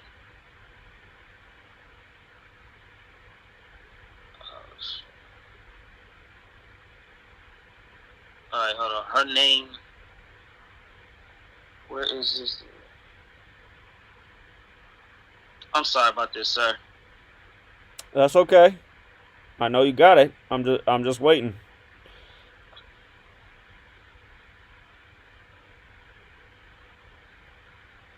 Hold on, let me go back. Here, I'm going to give you a couple minutes to get all your stuff together, and I'll just, for people who missed the video I did on Utah, I'll just do a little presentation right now. So I'm going to present real quick, and then I'll just come back to you and see if you got it all together. Okay, we'll do that. All right. So, no, don't hang up, though. Stay on the phone. I won't. All right. I'll be right back with you. Okay, so again, just in case you missed this was an important story. They said a 5.7 magnitude earthquake hit Salt Lake City and knocked the trumpet out of the angel Moroni's hands, which is, you know, the angel that Joseph Smith talked to that essentially created the Mormon religion. I think the angel led him to the hidden plates or whatever it was in New York. But anyhow, a 5.7, right? It rattled this Mormon temple and knocked the trumpet from Moroni's hands. And remember, just days before this, we'd covered the death of the actor who was in the 7th seal. And remember, in Revelation, there's the 7 seals and the 7 trumpets and the 7 angels that bring about the 7 plagues. So all of this stuff going on at the same time. And just notice how Mormon temples 57, like Angel Moroni for the 5.7 quake. And then the other thing was, this was on the 78th day of the year. The 78th day of the year. And Moroni alone is 78. Salt Lake City, where it happened, is 78. So again, this is what we're talking about with just how coordinated things are and how earthquakes, weather, it is controlled by this code. Again, it's like you have to think about the nation as this giant machine, military, propaganda, and all of it is being orchestrated by this very simple code of letters and numbers based on the alphabetic order forwards and backwards. And I'd encourage people to go back and watch the longer video I did on this because there is a lot of other things there. But just right away, the 5.7 earthquake on the 78th day of the year. And, of course, those are both numbers of the Scottish Rites. And this entire thing was synced up with the Donald. So, if I remember right, it was 88 days from Trump's birthday. Yep, this was 88 days from Trump's 74th birthday, and Mormon is 88 and 74. And you might recall when he was campaigning for president, instead of going to Salt Lake City and talking to the Mormon population like he was supposed to, he canceled on them, and then he met with the Jewish AIPAC, and Jewish is 74 and 88, like Mormon's 88 and 74. So, and again, it's all religion, it's all religious, you know, theming. So go back and check out that video. But yeah, I mean, this should be an eye-opener for a lot of people, stuff like this. All right, caller, you got it figured out? All right, I got it. So the name of the theme song is called "Tomorrow Starts Today," which is sung by a young woman by the name of Sabrina Ann Lynn Carpenter. As we know, Jesus, they say, was a carpenter. But the interesting thing about this is her aunt. She has an aunt whose name is Nancy Jean Cartwright. And the interesting thing about her aunt was at one point well, at one point was the voice of Bart Simpson and several other characters in The Simpsons. And I remember maybe several weeks ago you did a show about The Simpsons and something maybe happening with the Pope. Right. So I just said, and when it comes to Hollywood, a lot of these people they're related to other people. That's how they get into the position they're in. Indeed. So the thing about Nancy Cartwright, she was married to a guy named Warren Burton Murphy, like Murphy Law. Anything that can go wrong will go wrong. So he was an author, and he wrote a novel, and they turned it to a movie. It was called the Destroyer series, which the movie that they made was called Remo Williams' The Adventure Begins. And in that movie, the interesting thing is the main character is a government agent who fakes his death, and he's appointed by President Kennedy to an elite team called CURE, CURE. So I think those things, along the Disney show, the people that's involved in this book, and he's like, oh, the name of the elite team they own is called CURE. That kind of opened my eyes, along with the fact that the show was 57 episodes, 5.7 episode. Also, the thing that gives me about Magna, the city of Magna, is that Magna means great. And then we have President Trump with Magma, Make America Great Again. And also, the city names also a reference maybe to the Magna Carta. That's what I thought of when you first said it. I was thinking Magna Carta. That was what came to my mind. Okay. But if you read about it, I read about the Magna Carta and what it was all about is similar to what our government's trying to bring about today. And I remember we were talking about the Pope. And it was Pope Innocent III was the one who was the Pope when they was drafting up the Magna Carta. Right. Okay. So I just, I started to do some research on that. I'm still learning more about how to code, and not too much. So I'm still trying to figure that out. But when the earthquake happened, I called up my family member, and they told me where it was centered. So watching the show, I started to do some research and start putting up some things that I was interested in. Just wanted to run that by and see if you heard of it or anything, because I feel that it's part of the riddle. Indeed, it all is, man. It's all parts of the puzzle. So I'm going to go back and look at it more, but you've given me a good start, so I appreciate the research. Thank you. Oh, no worry, bro. But I appreciate you and open up our minds, just knowing that things ain't always what it seems. That there's something behind it, and I've been telling some family members about it, and they're starting to come around, and I'm starting to hear them sound like they say, oh, you sound crazy. Now they trying to start to sound like how they claim I was sounding. So I'm like, well, getting the word out there. Indeed. Yeah, keep up the good work, man. I appreciate it. No worries. Thank you, man. Taking the call. Keep on. All right. Take care, man. See you. Yep. Peace. Caller, you're wrong. Hey, how's it going, Zach? It's going well. Will you give me 1 second to make a point real quick before you say your thing? If you could look more into Mike Pompeo and what he said on March 20th of this year, the date numerology of 43, which goes with sacrifice, kill, and a bunch of others. But anyway, he said we're in a live exercise, which kind of goes along with a lot of the listeners and people have called in yourself that this is an exercise. Industries, how they're going to respond and get everybody quickly in line. And what's also noteworthy is Mike Pompeo. He's of Italian ancestry, so it makes you think of Italy and Wuhan. And those match the 3 of the 4 ciphers. And he was also a congressman from Kansas. And again, Kansas comes out to 65. And the global pandemic exercise, Event 201, it simulated that 65 million people were going to die from this coronavirus. And there's just so many other parallels. But if you look at Mike Pompeo, which is his nickname, I want to say it's either Michael Pompeo or Mike Pompeo. But anyway, I looked at both of them, and there's 55, 58, and 44 stand out. 44 makes me think of Georgia, as in Centers for Disease Control, debates in Georgia, Georgia Guidestones, kill, sacrifice, military, and then, 55 as well. But even the phrase, we're in a live exercise, I was looking through the website and some of the others that I follow, and I didn't really see much on this. It kind of slipped under the radar.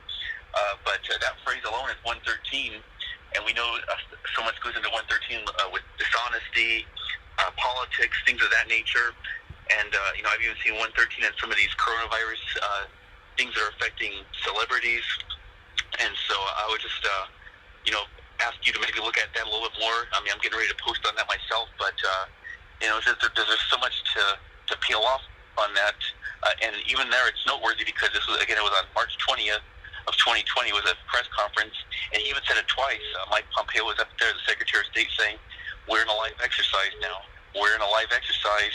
So he said it twice, and like you said, when these pigs, say something like that 2 or 3 times, they're giving you a clue. And even at that point, Trump kind of walked in, and apparently he mumbled, "You should have let us know." So it's just a lot of things to kind of peel underneath that onion, but there's just a lot there with Mike Pompeo. Again, 44, 55, 43 stands out on the numerology of the date when they had that press conference. Yeah, that's a really good observation. So I'm going to go back and revisit that story. And again, they're doing this for a reason. So, I mean, we're going to something. We're coming to some big event, and I'm sure they're doing all sorts of testing right now.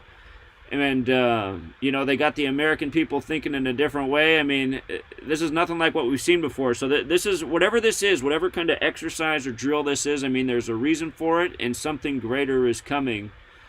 So I appreciate the heads up. I'll go back and research it. Yeah, keep that up, Zach. Appreciate it. All right, thanks, man. You take care. Bye. So I didn't plan on covering this story. It just broke in the corner. It's just one of those pop-up things. But you see how they just put, like, Grim emphasized? Just look at it. Grim Sleeper. He's a killer, right? So you got the Gematria 64, like, kill, right? And he's found dead today.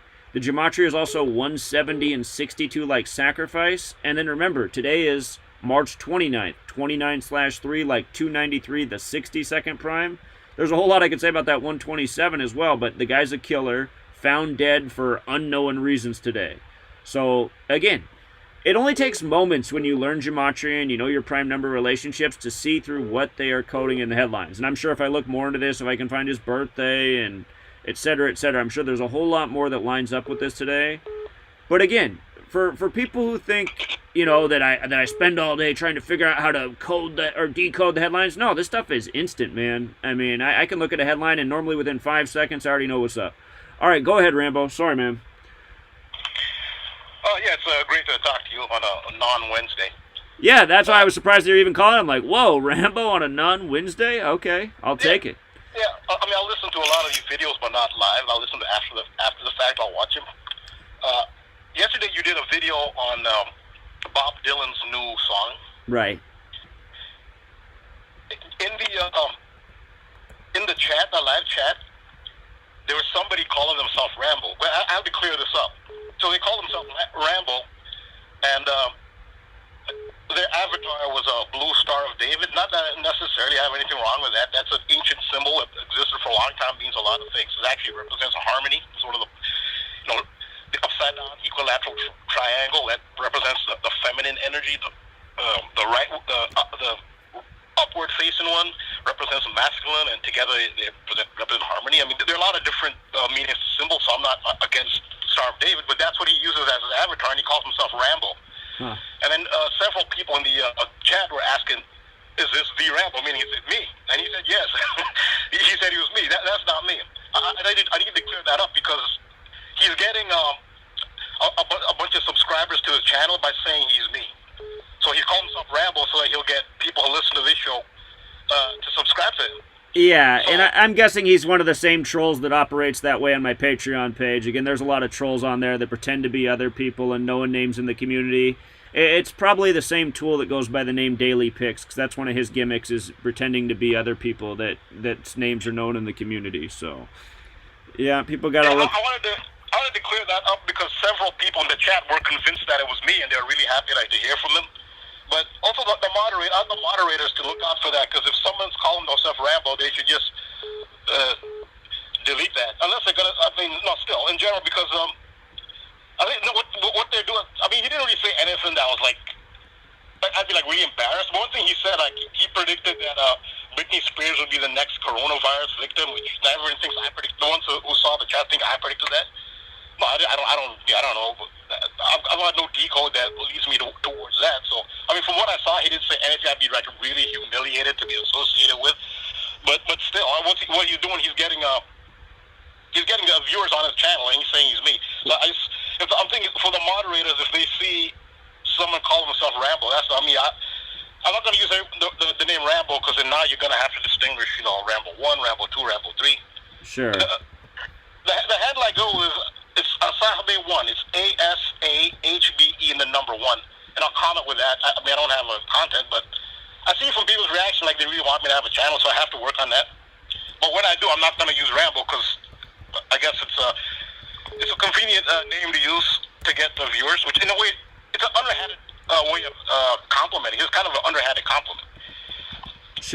Sure, and people should just be aware of that. Like, the same guy, he's made several accounts pretending to be me too, and he goes around and trolls other channels and leaves, because that's what he'll do. Like, maybe he's trying to introduce himself so people think it's actually you today, but then just watch. Over time, he'll do more absurd things and try to make you look bad, and that's what they do. Essentially what it is a false flag on, a participant in the truth community. But that's who these scum are, so I'm glad you called in and pointed that out. It's not the first time they've done it. Yeah, but I want the moderators to look out for that. I'm not going to use. I'm not going to use Rambo. I mean, I guess except when I call in on TFR. But yeah. But I saw how a lot of people were happy to hear from, because they thought it was me. So in a way, it's a compliment. Sure. Because I see how excited people were to hear from. So yeah. So I'm going to work on getting a YouTube channel. Okay. So. That's my main reason to call in, but since I'm here, I'll just mention, like you mentioned, QAnon. I probably already know this, but like Francis Bacon, like QAnon is spelled capital Q, capital A-N-O-N. In Francis Bacon, QAnon sums to 113 with a capital Q and capital A, so that's interesting. What again is 113? QAnon in Francis Bacon, because it's spelled with a capital Q, because Francis Bacon used uppercase the separate values, so it's an uppercase Q, uppercase A. That's how it's spelled, and then lowercase N-O-N. Well, in Francis Bacon, that comes out to 113. Yeah, that's a good observation. That would make sense, because it's definitely dishonest. So yeah. Yeah. Also, we're talking about Donald Trump being the war president, and it's a war against germs. Well, it's a war against more than that. I just point out an important part of the First Amendment. I'm just going to read the definition from Wikipedia. Part of the First Amendment, it covers a lot of things. Very important one: freedom of assembly. Freedom of peaceful assembly, sometimes used interchangeably with freedom of association, is the individual right or ability of people to come together and collectively express, promote, pursue, and defend their collective or shared ideas.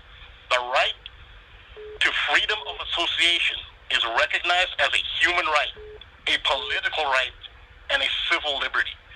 It is abundantly obvious that this is what it's a war against. It is a war against freedom of assembly. It's a direct attack on the Constitution. And when you have an official state of emergency, which you have now, the Constitution is no longer is in effect. So your war president, he's a war president against the Constitution, specifically freedom of assembly. I actually talk to a lot of people who are normally, have the knee-jerk anti-conspiracy, but even there, I've asked them, like, how many people do you know, or people do you know who know somebody else, third hand, fourth hand, especially in New York. You're saying New York is the epicenter. Well, I live in New York, and I'm asking a bunch of people, do you know anyone who knows anyone who has a virus? And nobody knows anyone who has a virus. Well, I just think about the odds. So, like, I have a big extended family, because my mom has 8 brothers and sisters, and they have a bunch of children. So, I mean, you look at, like, our whole family tree that's living right now, there's probably close to 100 people. Nobody knows anybody even in the whole family with coronavirus. So, I mean, even if one person in our family, it'd be like 1% of the family has it. So, again, I mean, this whole thing just seems so phantom. Yeah, so that's one thing. He's a war president against freedom of assembly, against the First Amendment, against the Constitution as a whole. That's why I wonder if they're actually going to take us to war. And this is all just part of the setup. I remember that Dr. Paul Cottrell that we had on was so worried about the date June 4th, and I really wonder about that guy in hindsight. I mean, his name equaled coronavirus and 201, so... but he was real concerned about the date June 4th. And, that date obviously has the virus and chaos connection. I forget how to spell his name. Yeah, that's how it was. Dr. Paul Cottrell, 201, and then Paul Cottrell was 70 and 155 like coronavirus. But yeah, I keep thinking about that date, June 4th, just since he's been kind of a maniac posting nonstop about this. And he did a video a few weeks ago calling on the Freemasons to help with the whole ordeal. So, I mean, June 4th. Very interesting date. It would also fit in with the timeline of the Event 201 simulation, where it's 6 months into it. That's when things get crazy. So, where do you think they're going with it, Rambo? Well, I mean, it's obvious that, and also to be fair, if you just look at human history, there never really has been that much freedom in human history. Even in modern times, we should actually not take things for granted.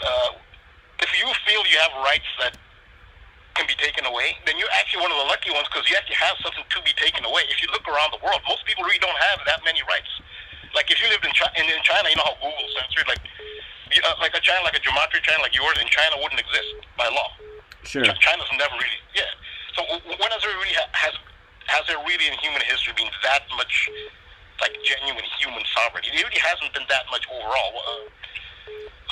Well, I think one of the last places in the world where there was probably human freedom and sovereignty was probably here in the Americas. So. Yeah, and even then, not all Americans had the same amount of freedom. Even that's. But so basically, whatever little there has been seems to be what they're going after. Right. And a lot of this, I know it's very esoteric, but a lot of this is a big. Changeover from an age, the end of the age of Pisces and the beginning of the age of Aquarius.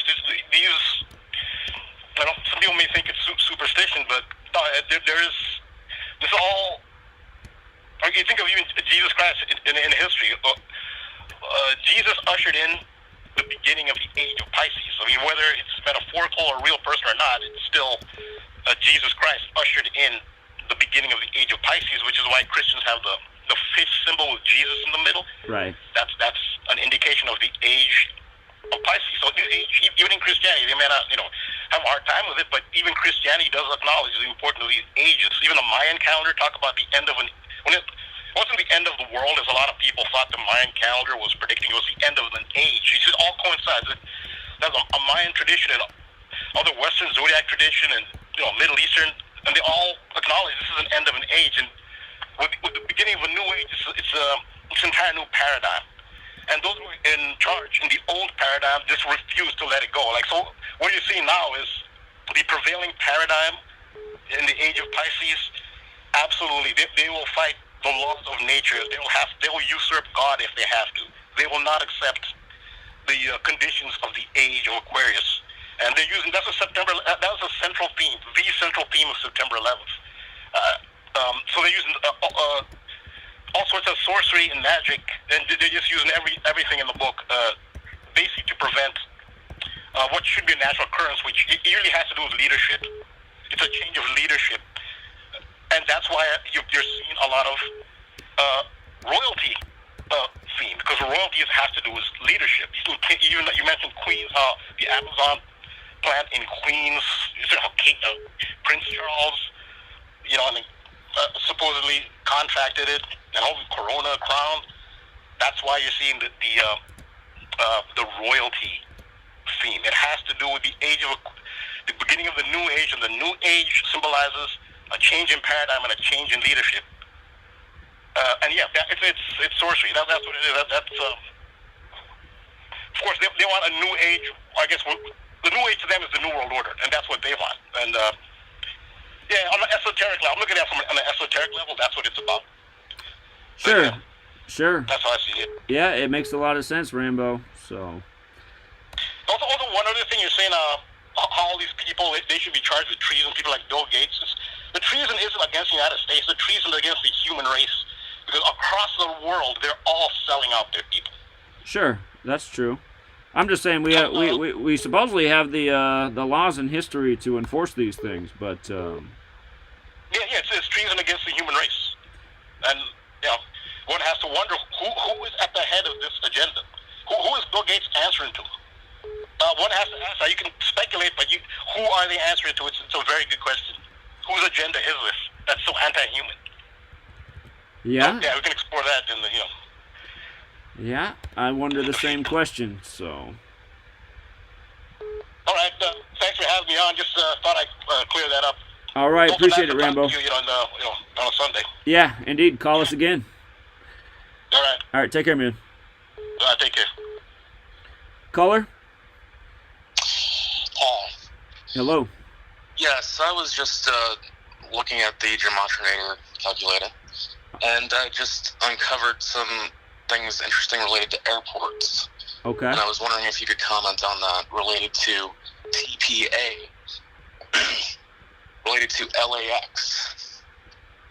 Both have the same numbers. Well, which airport is TPA? That's Tampa.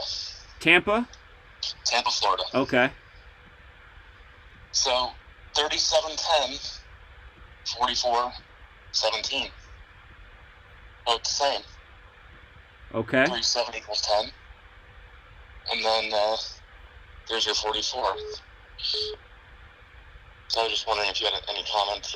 If you ever looked at airports. Well, the 37 jumps out right away in light of Los Angeles. Los Angeles 37 the most pure cipher. I'd have to think about more. What's airport again? Airport alone is airport. That's right, 47, 97. Yeah, I'd have to look at it more and think about it. Also, I was looking at O'Hare, which has the same exact numbers except for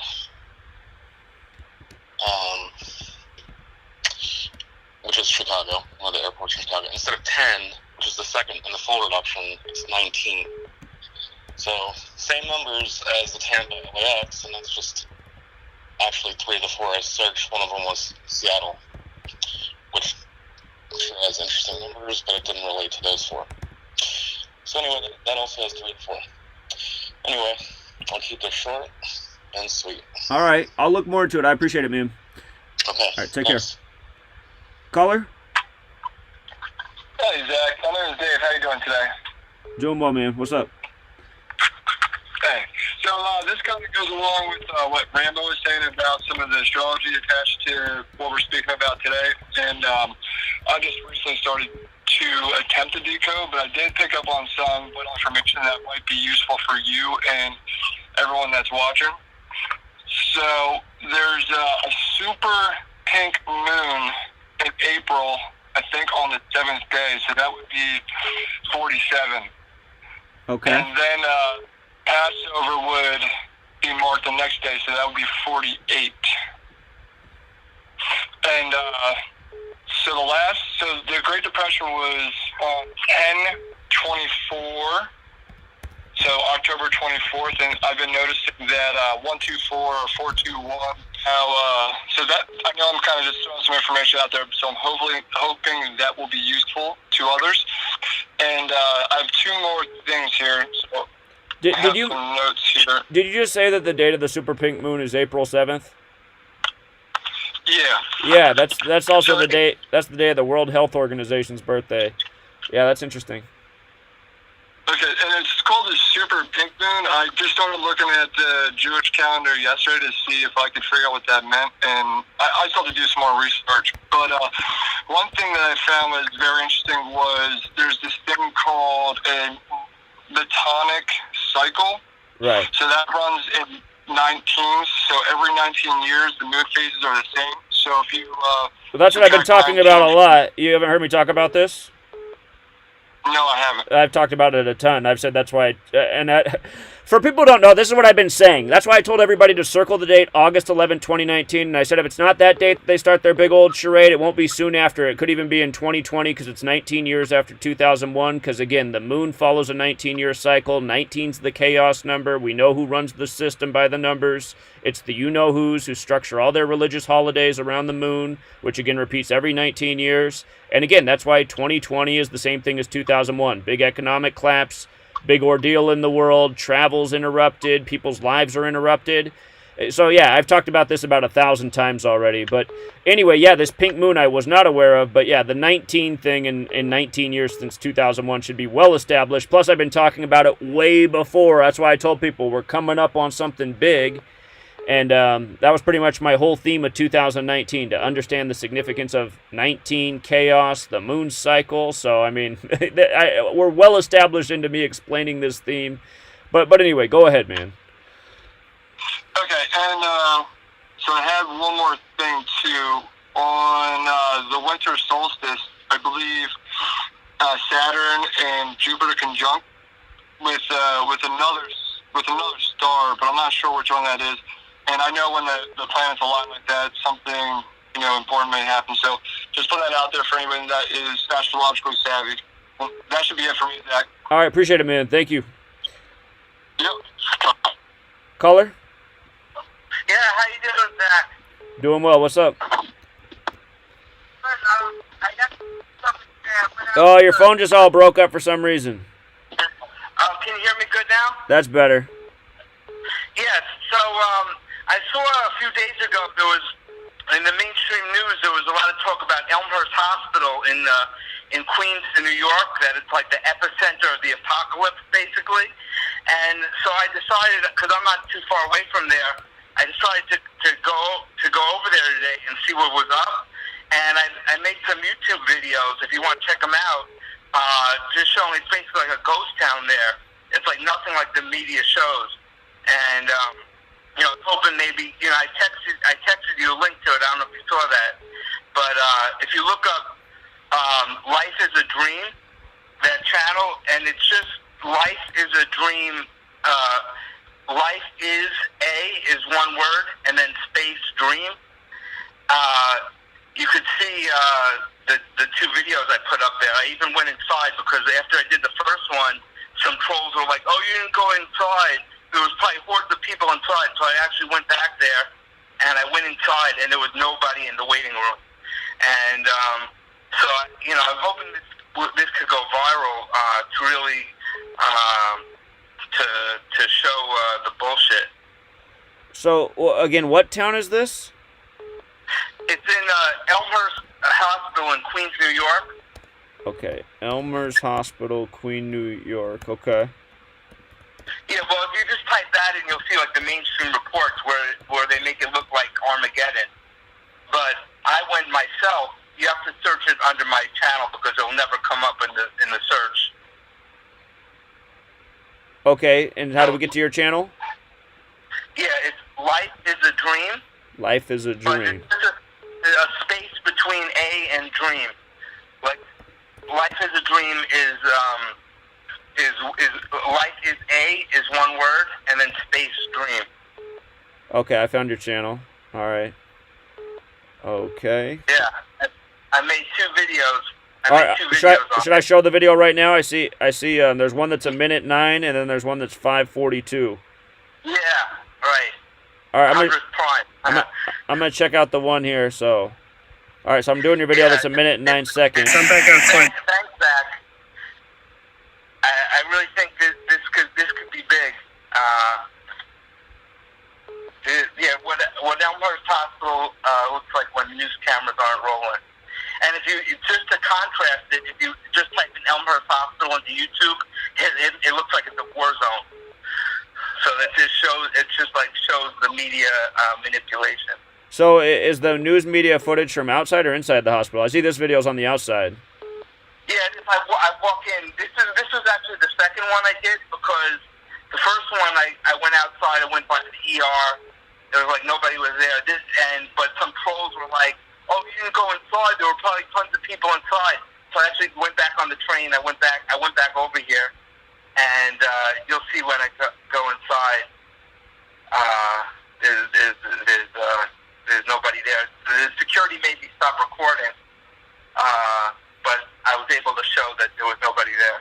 Sure. Well, we did have the woman call from Tampa, Florida the other day that worked at the hospital, and she said that, you know, in the months that this has been going on, there's only been 5 people that have come into that big hospital, which is the biggest hospital in the region. Only 5 people have come into the whole hospital that have had any supposed even coronavirus diagnosis. Like, okay, 5 people over the course of a couple of months? That doesn't sound like any kind of pandemic, so... One, too, is where I go actually, because some people were saying go to the ER, so I went to the back where the ER was, and it was like parked ambulances and just like guys sitting in the ambulance doing nothing. Yeah, it would be nice to go in there too. I have a feeling if you went in there, you'd prove your point even further. Because again, well, I did on the first episode, on the one you showed before that. I showed the waiting room. I couldn't really get into the ER because the security was too tight, but you know, I think I showed that it's like way different than what the media's reported. Yeah. Okay. I appreciate it, man. Good work. Yeah, great. All right. Thanks for sharing it. All right, yeah, you're welcome, man. You take care. Bye. Caller? Hey, Zach. Hey, what's up? Oh man, I'm so glad I'm reaching you. So I'll make this quick. Did you start at the beginning of the video? I did not catch it, but I made the comment about Anderson Cooper. He said, "I wish we'd done the simulations." Did you catch that? Wait, I don't remember that meant. So Anderson Cooper said something about wishing they'd done the simulations. Yes, on TV.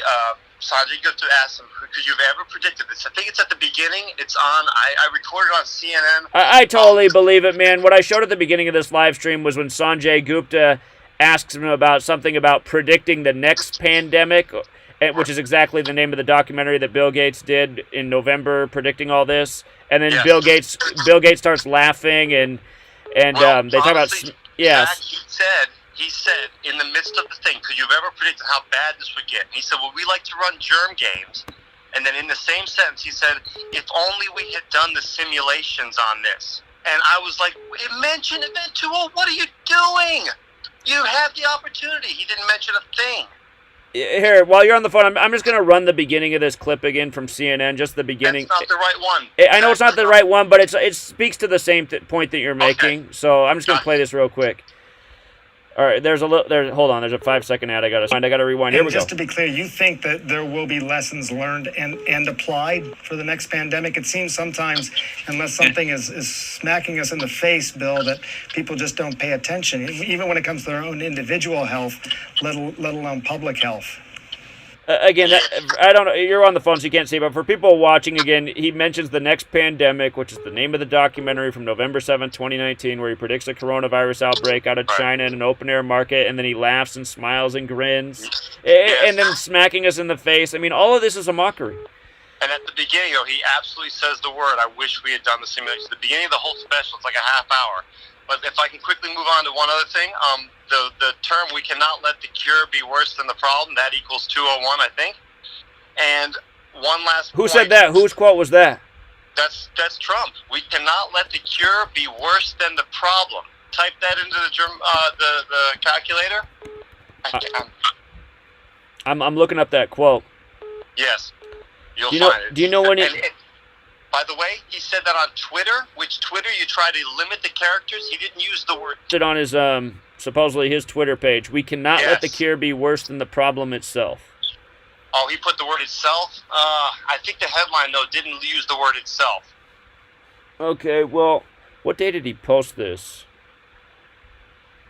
He posted that on March 22nd, 322. I mean, even without the gematria, it's like, who cares? I mean, just the fact that he's saying that's another clue on March 22nd, novel coronavirus. You got Bill Gates, Mr. Vaccine, talking about how if we do a good job with vaccines, we can reduce the population by 15%. So. Yeah. And one last point, Zach, this is a weird one that I've been thinking about this whole time with the depopulation. In the history of humanity, has there ever been a pause on human sexuality until now? They have never been able to recommend people stop having sex. They're not going to stop that. They're just going to keep going. So this way, they have scared the entire world. No one's meeting. I don't want to meet women right now. I want them to stay away. You go to the grocery store, everyone's looking the opposite way, breathing. And it's at this point, if they pause for 9 months in the history of humanity, that would slow down a lot just for that little period. But they're saying 18 months, so that's 2 cycles. But again, no one has ever stopped with promiscuity, illegitimate babies. That is all coming to an end for this time period where they're scaring the shit out of everybody. Sorry for the language. Well, I was thinking about that too. I was like, this is just interfering with so much of just normal life. I mean, there's just so many things that come out of this. Bill even dropped the line at the end. He said, even if we release and let everybody go back a little bit, and he's smiling, going, I can't really imagine people going back to the way they used to, you know? It's going to be a little weird. I'm like, will you stop with the fear? Anyway, Zach, I don't want to take up your time, dude. I'm going to try to send you some stuff, but keep it up, man. Awesome. All right, appreciate it, man. Thanks for the call. Cheers. All right, take care. And again, I want to send a thank you to everyone who's helped us raise more funds this month. We have a lot more money for the eventual goal, but we still got to get it up higher so that we can hire this team of people, have people dedicated to this full-time, pound the pavement full-time. I mean, it's what's got to happen. The time is now to get the word out on this. And right now it's hard to pound the pavement with all the new rules, but eventually the window will open again. Caller? Hey, this is John from Philadelphia. How you doing, my friend? What's up, man?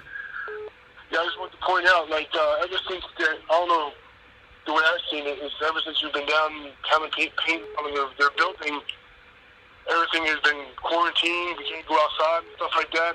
They're trying to control us now by doing that. Now that we have to stay in our homes and de-socialize, you can't actually go out there. We can't actually go out there and pound pavement and get this out to the masses. Well, we can. We need bail money, though, because we're going to get put in jail. But, I mean, it still could be done. And in a way, it could even be more impactful while everyone is home at their house, because once you get the footage out there, it could be more inspiring. I mean, I'm down to do it. I'm honestly not that worried about getting arrested. I already have an arrest record. But I was just pointing that out because ever since you've been down there, he got off of Microsoft and all that stuff. Now he's worrying about viruses and laughing at us the whole time. And just you see how it just comes that we're locked in our, supposed to be socializing from our people out going outside and all that stuff. It's just funny how they try to control us in every which way they can, so you don't get the knowledge out, and it makes it a little bit tougher. I mean, trying to talk to people on the streets and with signs and stuff, especially out in front of their building, which will make more of an impact because you see more people seeing you right there in front of the building. You know what I'm saying? That's what I'm just saying. It's all funny how this is all contrived to keep us away from each other, that we can't. It makes it a little bit tougher to do what we want to do to get this knowledge out and to expose these people. Well, I 100% agree, and that's why I've been on here, 7 days a week for going on 7 years, telling people that the time is now since 2013, because I said this day was going to come where eventually, it'll be too late. They'll have us into the next phase of the game, which we don't want to see. We won't be able to communicate. Martial law, these types of things are coming. Internet censorship. I mean, I told everybody this stuff's going to happen nonstop the whole time I've been here. It's why I've worked so hard. And sadly, in the entire time I've been here, I haven't been able to get the truth community to help share this information, to help wake people up to what's really going on and how to see through it. And now we're truly at the point in the game where, I mean, it could be close to too late, but it's never too late until it is too late. And that's why for all the people listening right now, I would encourage you to get on freetofindtruth.com. Get on there. You can use an alias. You don't have to put out your real name, or you can share your real name. It's up to you. I use my real name. But at least put your real city and try to look for the people on there that are in your city.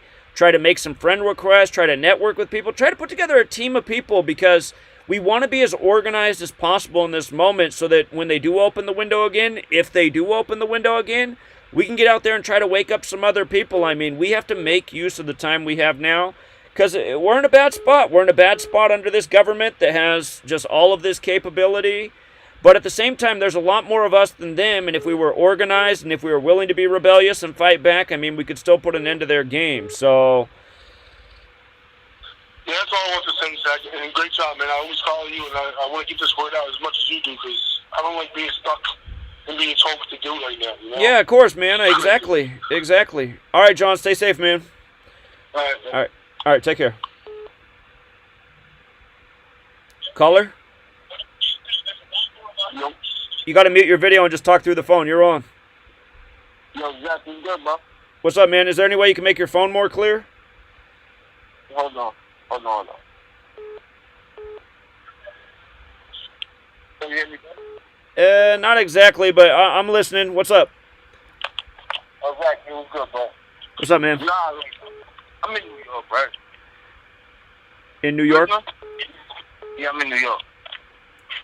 But like, I'm seeing nothing. You know what I'm saying? Like everything they for like 2 years now, watching stuff. So I know about it. But I'm more like, I'm more on the like astronomy side too of it. So like I understand numerology and astronomy, and it goes together. And everything they doing is basically based on the planets too, in the numerology, in the gematria thing too. So like they using the planets, they using everything at one time basically. That's all I wanted to say. Well, you know what's funny is somebody mentioned, a caller from Baltimore the other day called in and said that he understands there's some special astrological phenomenon happening right now, and he's wondering if maybe that's why they got us indoors, because we don't want to experience the power of that, or maybe it has the power to wake up the consciousness of people if they're outside. But, I mean, that was an interesting theory. But, you know, the same night that he said that, I actually went outside, and I live in Yakima where the skies are normally clear. It's the Sun Valley of Washington. And I noticed that I don't know my astrology that well. I think it was Sirius up in the sky, but I swear to God it was brighter than it had ever been before. And I was like, I don't feel like that star is normally that bright right now. But, man, tonight it is just so bright. And I was like, maybe this is what's going on. They got us all inside because there's some special astrological thing happening right now. But, yeah, I need to research that, man. I appreciate the thought. Yeah, exactly, bro. Exactly. Thanks, bro. I appreciate you. Yeah, just look more into that, bro. That's definitely what they're doing. They're trying to keep people off the sun. You know, viruses or whatever they want to call it's really poison, but viruses or whatever they want to call them, they all destroyed by the sun, you know. So Indeed. That's all I want to say. Indeed. Well, thanks, caller. I appreciate it, man. Appreciate it. All right, take care. You're on. Hey, Zach, what's up, man? What's up? Hey, so I started doing a 56 log. Okay, good idea. I mostly do Pythagorean and Chaldean. I do the Gematria calculator too, but I concentrate on those two. So you guys already got coronavirus, Pythagorean, toilet paper, Pythagorean, mind control, Pythagorean. And over here in Connecticut on the highway signs, the digital reader signs, they say COVID-19 information, call 211. Well, if you spell out COVID-19, it's 56 in Chaldean. And then right after that, the board says, stay home, or stay safe, stay home. And stay safe, stay home is 56 in Chaldean. And then event 201, when you spell it, event, spell out 2, the letter O, and then spell out 1. There's 56 on Pythagorean. Yep, that's true too. And then Plague Doctor is 56 in Pythagorean.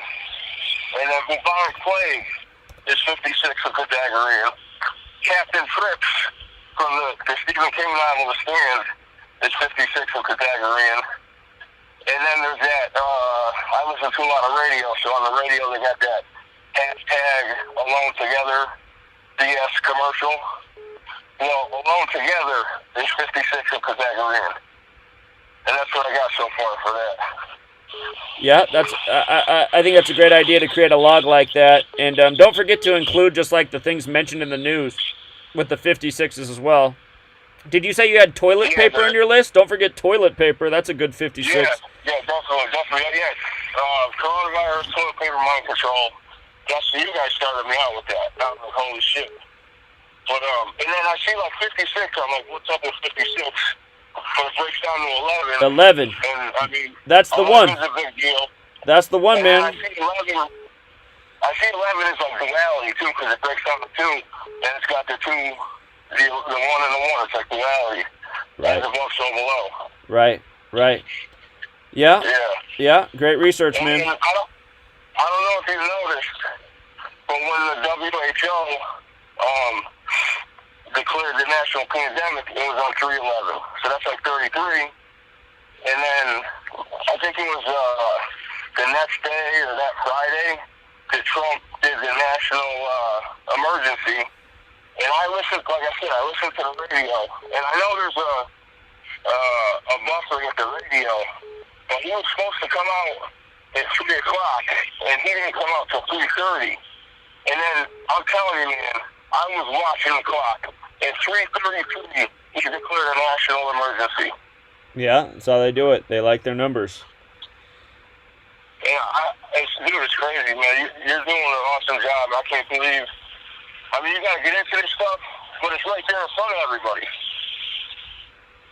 Well, that's what this knowledge does. It puts you in front. I mean, we have the knowledge that they're working by, and that's why I've been so bothered all these years doing this, that no one else in the truth community will share it. To me, it just shows that pretty much this entire community, they're either too dumb or they're a bunch of agents. So. Yeah, it's total mockery, though. I agree with you 110% on the mockery. Yeah. All right, man. Keep up the great work. I appreciate it. Yeah. All right. Take care, man. Bro. See you. Caller? Hello? Hello, what's up, Jack? What's up? Hey, this is Gemini the Queen. How you doing? Doing well. Good to hear from you. Yes, I finally called you, man. They're always playing with the notifications and stuff, but Right. I finally called you. Hey, you know I'm not a professional with the numbers yet, but you know I'm a truther. So I just had two things that I'm trying to get possibly a little more knowledge on. Okay. Okay, so today our governor went live, you know, doing a press conference at 2 o'clock like he does every day now. And just so people know, you're in Ohio, right? Ohio? Yeah. Okay. So, he says, you know, he's talking about COVID. I didn't get a chance to actually dive into more of it, but it was just weird that he would first mispronounce COVID and say COVID and then correct it with coronavirus. Sure. So, if anything strikes bells at anybody, please let me know about that part. Okay, I'll look into that. I appreciate the heads up. Okay, definitely. My document. Hold on. I'm tripping. Okay, I'm going to get off here because I just lost exactly what else I was going to say because it'd be hard sometimes. Well, that's okay. And just so everybody knows, again, this is Gemini the Queen. She's a musician out of Ohio. She recently made a song for our community, Murder by Numbers. Great song. Helping get the word out. So look her up, Gemini the Queen. Spell it just like you would think. You'll find her music. And that Murder by Numbers song I really appreciate. So thanks again, Gemini. Hello? Caller? Caller? Yeah, what's going on? What's up? So someone brought up the 2120 Gematria. I was actually looking into that, and I found that when you type in 2121, if you do actually the Jewish Gematria, let me look at what I typed. I typed in we cannot let the cure be worse than the problem. And then after you type that in, you get 2736 for English Gematria. And then when you match that up with that, it comes out as Bill Gates, coronavirus 2020. That's interesting. Okay. Yeah, so that's fucking crazy how those two are connected. Yeah, I'm going to go back and look at that quote more. Here's a question I really had, though. Okay. What's the point of all this? What's the point of them doing this when consumerism was at its highest, was at its peak? Well, yeah, okay, I see what you're saying. Why do this when consumerism at its highest peak? Well, again, I mean, these people are on a schedule, and they have a goal, and they're taking us to that goal phase by phase. And really, all this stuff, currency, consumerism, media, government, it's all meant to control us. So as long as they have us under control, I I don't think it really matters. It's just they have us participating in their gimmick. Like, what is consumerism? It's not something that makes the world better or essentially helps them unless it controls us, which it does. So, and right now they have us under even greater control. I mean, ultimately the only thing they care about is controlling us, and never before have they been in more control of us than right now at this moment. So I guess that's the way I would put it. Exactly, and I was looking up Cuomo. I was looking up Cuomo's Gematria behind Cuomo, just the name Cuomo itself, and it came out as 333. So I also found that like interesting how he came out like looking like he was like against Trump, just like what you said. How Trump wanted to shut down New York, and how he mentioned that the stock market would drop like a stone. I wonder what the gematria behind that phrase would be. But, he said if he was ever out of office, that's what would happen. And, I mean, if this game's going to play on for several more months, there's going to be so many more headlines, all these celebrities dying. Just wait until politicians, if they're going to carry this out and if it's going to be an 18-month thing like the Event 201 simulation is, I mean, we're in for the long haul. And, I mean, if it's going to go 18 months, don't even be surprised if, like, Donald Trump died from the coronavirus by the headlines. It could entirely happen. Because that was his thing. He said if he's ever out of office, the market will just, drop like a stone or whatever his phrasing was, so... Right, and another fucking crazy thing is, lately I've been seeing on my Snapchat, and like from a couple friends, like where they're like, because I have a lot of people on my Snapchat all around the world, where they'll take photos of like the sunlight, and there's like fucking light behind it. It's very weird. I would have to like email it to you, but it almost looks like there's two suns. Yeah, things like that I don't care about too much because when you take pictures of the sky, I mean, the way light is, all sorts of things can show up. I mean, if I saw it with my own eyes, it'd be something, but through a picture, it doesn't really mean much. Right. The only reason why I brought that up is because the gematria behind solar cycle is very interesting if you look up like words that relate with solar cycle. Sure, I covered that with the whole Kobe Bryant thing. Kobe Bryant and solar cycle are the exact same in all four ciphers. So. That's fucking crazy, man. Yeah. All right, yeah, that's really all I had to say. I don't want to hold anybody else up. All right, man. Appreciate it. Thank you. All right, take care. Caller? Hey, Zach, how's it going? It's going well. What's up, man? Not much, man. I just wanted to throw in, I know you was talking about the moon cycle for every 19 years. I didn't know if you knew, but Thomas Jefferson also said that he thought that the Constitution should be rewritten every 19 years. Well, I think we know where he came up with that number. And I would agree. I would agree, man. I think we got to keep up with the times. Yeah. Just want to throw that in there real quick, man. Enjoy your day. All right. Appreciate it, man. Thanks. Caller. Oh, you hung up. If you look up, I think the word is metonic cycle. It's like 223 months as well. A novel coronavirus is 223. Caller, you're on. Caller? Hello? Hey, what's going on, Zach? Hey, what's up, man?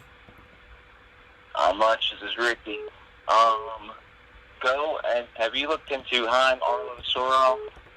Looked into what? The guy, 23, 1899.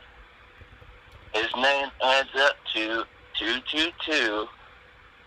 You can go to youtube.com/AtlasRapture, and I just made a video on all that.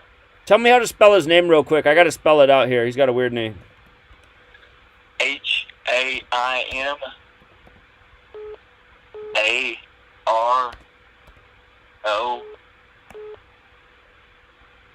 ARLOS.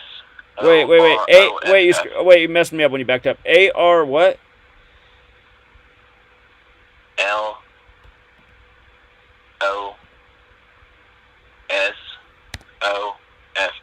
That's it. Okay. Yeah, born on February 23rd, 1899. Okay, I got him up here. Yeah, I never heard him before. I'll have to look into him. Alright, and his name adds up to the 222 and whatnot, and yeah. Anyway. I see he was assassinated in 1933. I'm going to go back and look at the Jewish boycott of 1933 because I wonder if it's related, so... Yeah, he was the Zionist leader back then, when they did the trade agreement between Nazi Germany and to get the Jews to then Palestine to the new Israel. Okay. Yeah, I'm gonna go back and look into that. That's interesting. So, good observation, man. Appreciate it. No problem. All right, take care. Caller? Hey, Zach. Yeah, what's up? Hey, what's up? This is Midnight, man, from the chat. Yeah. Hey, I did a comedy roast on Bill Gates. Okay. And interesting is the thumbnail is a mugshot of Bill Gates at 22 years old in 1977. Okay. So, there's a lot of codes with that. With 22 being symbolic of the year 2020. And then when I looked at his age, that was 42 years ago, which is a reflection of 24, which is, it kind of syncs with the number that Kobe wore, 24, and then Kobe, the Black Mamba, and then, Bill Snakes, what I call him, he looks like a copperhead snake. So, in the description of that video, I got a lot of information that people can see in regards to the codes and, the fact that the Bill and Melinda Gates Foundation at Washington, and they did a simulation, and, it's a lot of information in the description, so I just want to let the people know that that video is there, and I'm going to be doing more comedy roasts on these puppets. How do we get to the video one more time? It's under my channel, Midnight Decipher, and it's Truth is Comedy, Bill Gates, comedy roast. All right, hold on. All right, Midnight Decipher, I'm subscribed. All right, you need some subscribers, okay. Midnight Decipher, just type in it, pops right up. And, hold on. Wait a minute, is this the right channel? How many subscribers you got? But hold on, because I'm not seeing the Bill Gates video. Midnight Decipher. Uh-huh. And then you see my channel. Go to my channel. Well, that's what I'm asking you. And you should subscribe too, Zach. Well, I thought I just subscribed, but now... You see the mugshot? It's like, why did this guy take a mugshot at 22 in 1977? That's what I'm asking you. I think maybe I'm on a different Midnight Decipher channel because I don't see anything about Bill Gates in their video list. No, you just saw it. It was just up there, right there. That is all the way it. to the right. See the mugshot? Mugshot. That's him when he was 22. It's right there. Oh, okay. Okay. I see. I thought it was going to be like your most new video. But it also doesn't say anything about videos up here. How come you don't have like a videos tab? A what? There's no tab up here that says videos. But I see the video. I see this must see, but I just think it's weird that your channel says home, but then there's nothing up here that says videos. Yeah, it's videos right there. It's like I got about 12 videos. I know, but I'm just saying normally... I put them in a playlist. Okay, that must be why. With certain videos that go together, because, I got my spoken word with the Midnight Decipher. That's 2 videos. Then I got the Grounded Upgrade series, which is 8 videos. And then I got the Comedy Roast playlist, which starts with Bill Snakes. And that's the first one, and I'm going to be adding Trump. I'm adding all the puppets in there to that Comedy Roast series. But if you click on that video, can you click on the video? I got it up. Yeah, it's up. There you go. You see, why did this, why did he take a mugshot? You see how, you know how they are. But it's the reason why he did that, and it's codes right there in that mugshot. The 105, the 519. It's kind of interesting that. Well, that's a date. What's weird is that's a date with 121 numerology, December 13th, 1977. He wants us to find this stuff. That's why they put it out there. That's why he did it. Yeah, it's New Mexico's the 47th state. We know what's up with that. He operates up in Seattle on the 47th parallel. That number 105 jumps out right away because Masonry's 105. I'm not sure about 519. I'd have to think about that one. But yeah. See, that may be 915 or, it may go backwards 951 or something. Well, there's probably something to 519. I don't know. I mean, there are because in the Jewish cipher, there's a lot of bigger numbers. I'm sure there's something there. So, yeah. All right, I'll check it out, man. Midnight Decipher. It was 42 years ago, and that code is online. Yeah. So I mean, look at how he's smiling in there, man. These people are sick. Just like how he's still smiling today when he was laughing about their little joke about the next pandemic. Yeah, man. Yeah, it's like the dupers alike. Like you can tell that Bill Gates is a you-know-who, too. I mean, he looks very you-know-who, so... Yeah, and it's like, if he had this lined up, you got Bill Gates, billionaire, that's a synchronicity. It was always meant for him to be a billionaire in the puppet show, and then Microsoft. It's like, how can he hasn't did anything with Microsoft. It's just an update every year. It's like, how all of a sudden did he become back to number one richest man in the world again? I think it has a lot to do with this virus. Well, like I always say with these tech companies, I mean, most people don't even know how they make most of their money. Most of the tech companies, Amazon, Microsoft, Google, most of their money is with government contracts because they do a lot of stuff with databases and tracking systems and surveillance technology. So a lot of their money, it's not for their consumer products that they're known for. Right. Because, I mean, he hasn't did anything since he came out with Windows, really. It's like, the same right. bullshit. All their consumer products are super mediocre. So, yeah, their money's from something else. That's why I always say these tech companies, I think they're all really just part of the federal government. Yeah, they inflate their numbers to prop them up to make it seem like, oh, this guy started in his garage and they got this real good, story that is true for some people, but really not the person who they kind of aligning it to. It's like, he had humble beginnings and now he's a billionaire. It's like, no, this motherfucker is an agent and he's a box-top puppet and he's propped up by the same people that make up all of these fake stories so they can program the mind of the men and women in this realm to get them away from their creator, which is Mother Nature, which is clear, the only power that we ever known is called Mother Nature. It say as above, so below. The foundation of logic, which is Mother Nature, to where you can have guidance on how to become a supreme being, which is oscillating on a higher frequency of your mind. And that's why they saturate and they program all of these low vibratory frequencies, because the codes are really just showing you or quantifying a frequency.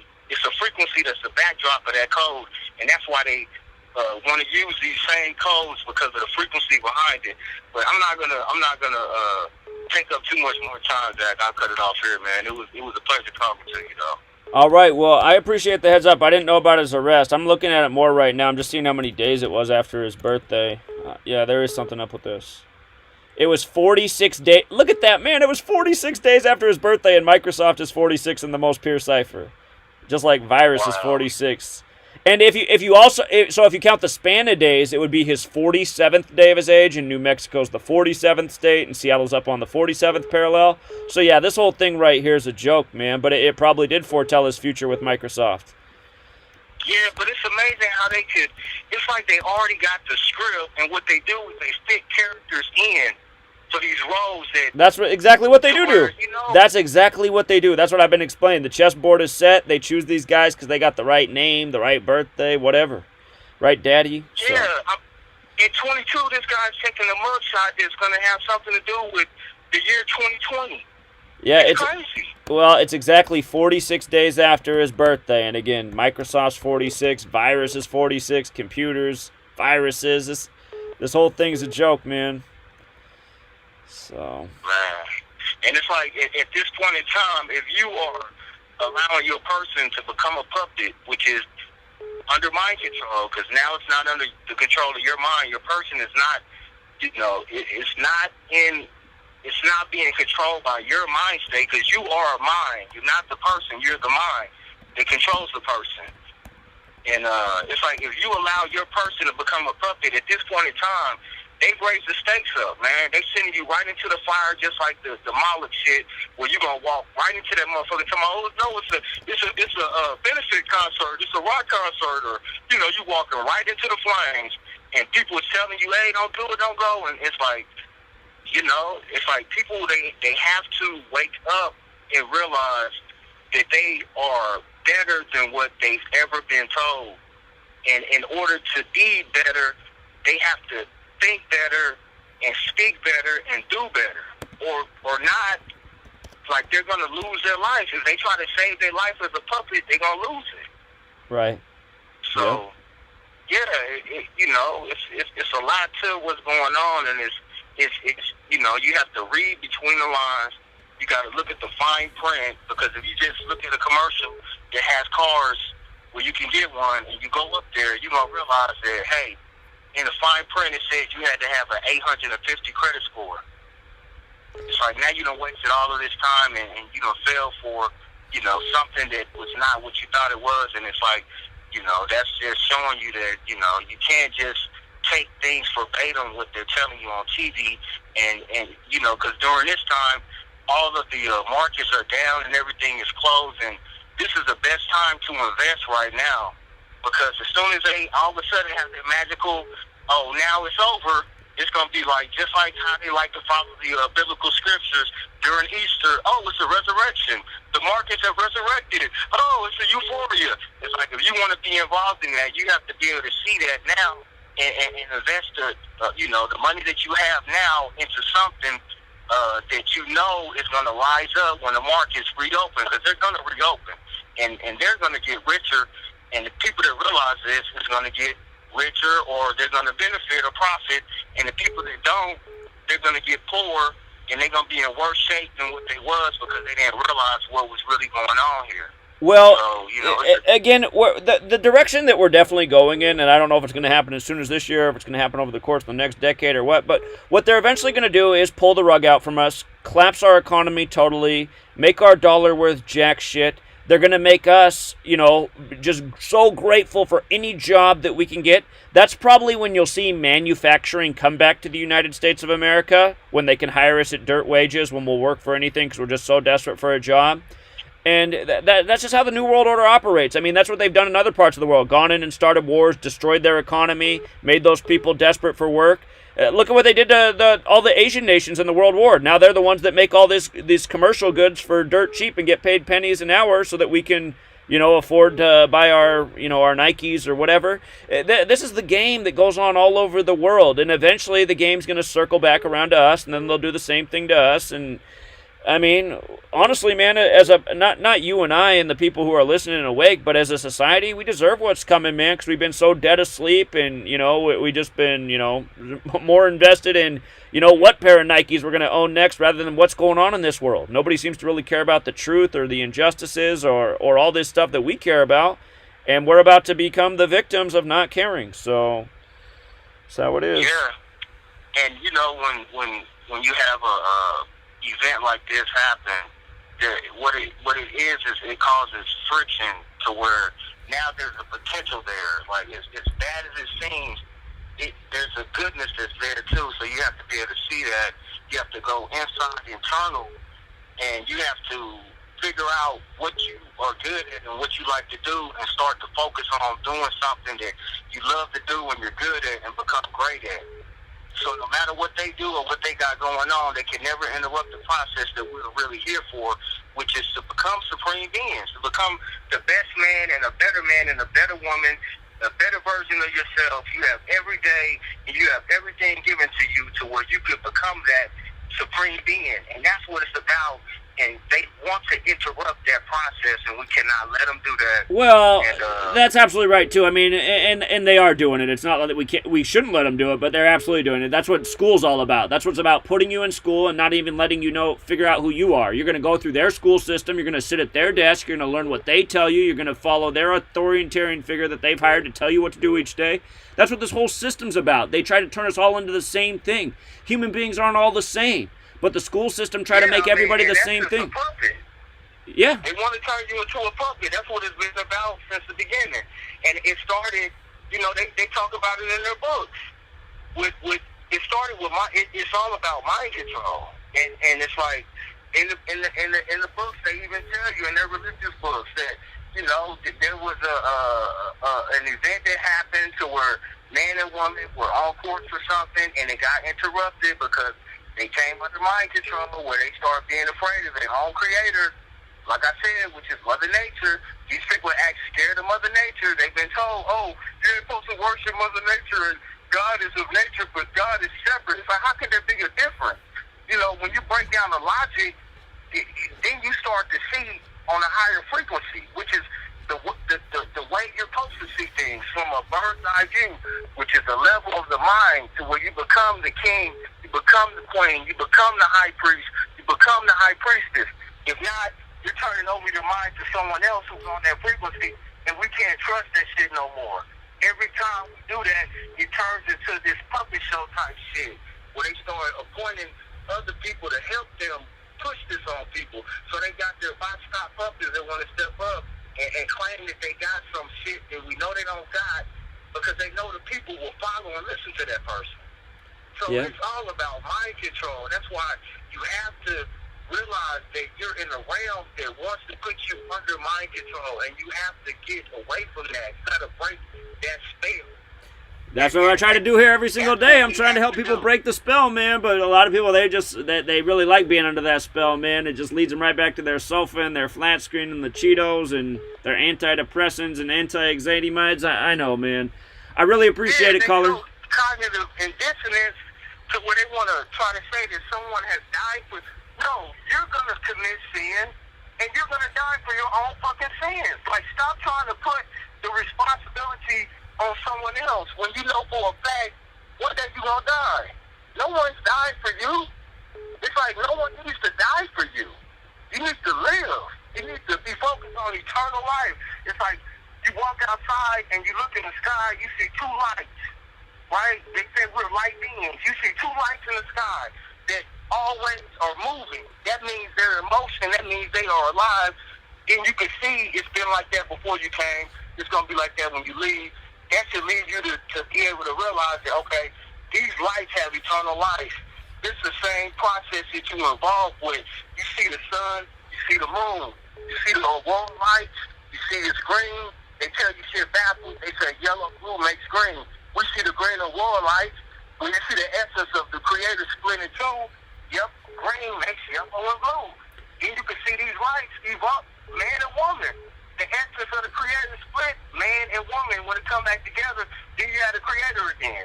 You could make another man, you could make another woman. You can't create anything, but you can make what you want to make. Everything's already been created. It's just the word comprehension and the word use is all off. People say things that just don't know what they're talking about. It's like they don't respect the words and the power behind the frequency of the word. And then they wonder why they be lost in the sauce. But Yeah. I'm not going to take up too much more time. I know some more people want to get in, Zach. All right, man. But, man, keep doing what you're doing, and I'll be in touch with you. All right, man. Appreciate it. You take care. All right, now. Caller? Hey, Zach. Oh, You made it. You're wrong. You trying to pause it? Okay. Hey, this is Gemini. I finally remembered what I really was trying to talk to you about.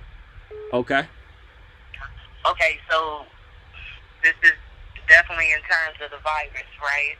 And the symptoms that they say are the virus, like coughing and respiratory issues and things like that.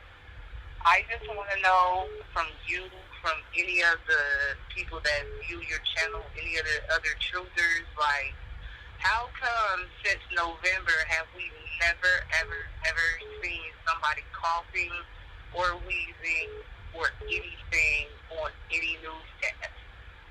Sure. Yeah, just, I know, none of the facts add up with what we're being told, which is typically... Nothing adds up. Right. That's pretty much how it always is if you pay attention to the stuff the news gives you. It's just that this is just so extreme what they're doing, so... Very extreme, but I just, like you, I just want people to start, thinking about stuff more because just make it make sense, Ralph. That's it. Yeah, we got to think about the obvious. You're absolutely right. Okay, well, that was it. I got through, and that was it. I'm not going to stay on no more. But, man, love to you. I'll be back later at some other time. Appreciate the other callers. All right, take care, Gemini. Caller? Oh, I hung up. I got to him too late. Sorry, the person who keeps calling them with no caller ID, man. I was a half second late. I know you've called in a bunch.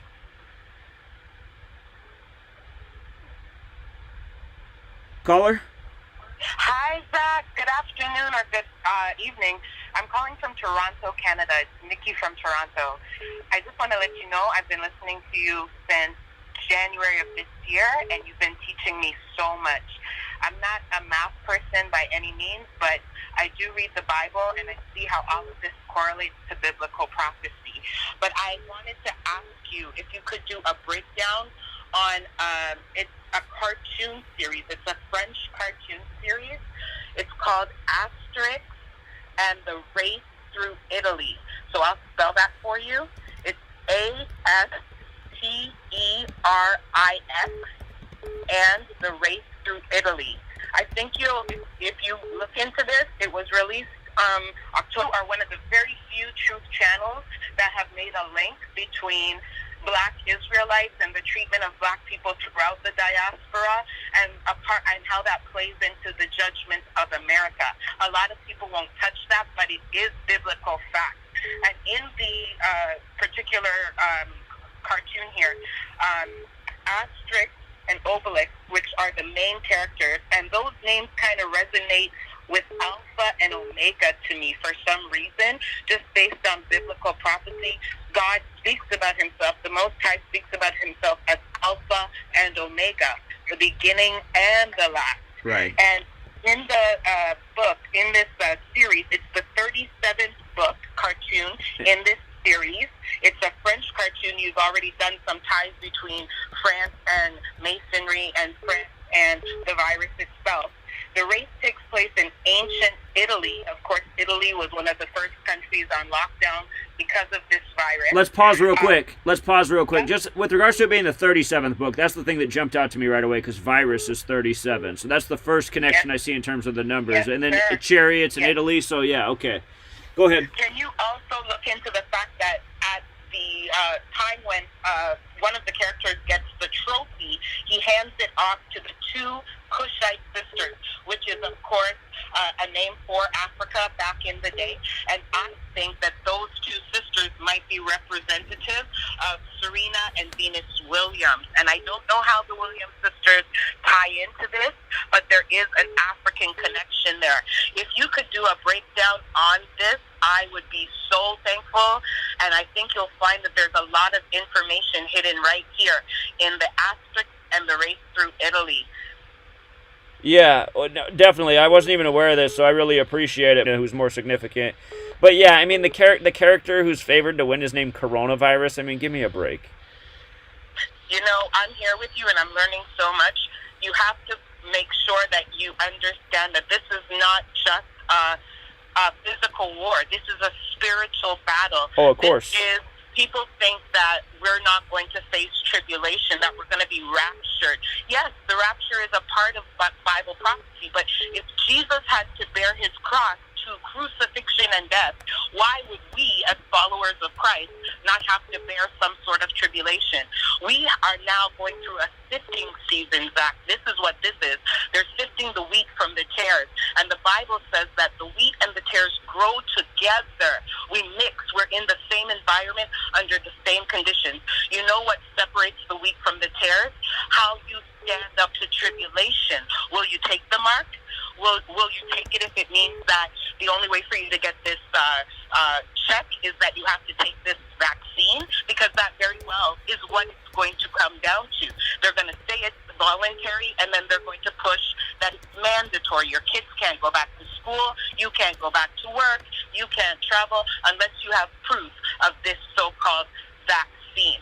Now, This is all biblical. We're seeing the rollout of how Bill Snakes is going about all of this and how his hand is tied in this vaccine. You pointed that out very clearly to us with the link with the Space Needle and Seattle and Microsoft Corporation. We see that his hands are also linked in with the Pure Bright Foundation and the ID 2020. And also another biblical link is the fact that America is calling for a census. Why are you so interested in counting the numbers now? So you know how many people you're going to get rid of?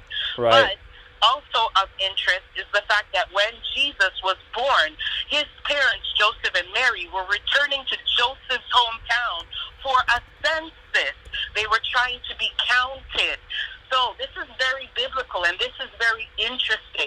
If you can also, for those of us who are newbies like me and are just trying to get on board and wrap our heads around this, I thank you from the bottom of my heart, because you're doing a lot for a lot of people, beyond what you know and beyond the thanks that you may ever get. Please know that you are a prophet, and I want you to know that we appreciate you. I'm going to say this to you.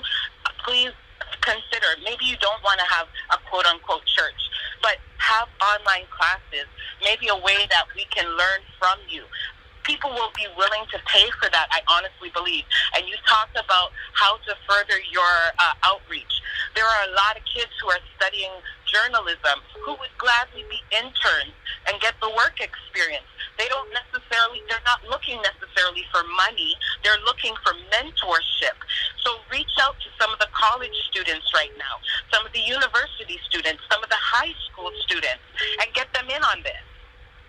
Yeah, those are great ideas. And actually, I was thinking about reopening Gematria School and doing it a night a week for all the new people, just to go over the basics. I used to do that, but not many people showed up for it.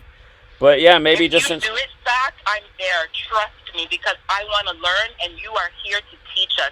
And those who have eyes, they will see. 2020 is not just about a physical vision, which in 2020 vision means that you have perfect sight, but it's about having spiritual vision. We focus too much on the physical, not knowing that the battle is spiritual. It's not just physical. 9/11 was part one of their agenda, which affected America, but it didn't impact the world, not in the way that this is. This is 9/11 ramped up to the 10th degree. This is part two. This is them shutting down the world and seeing how effectively they can do this.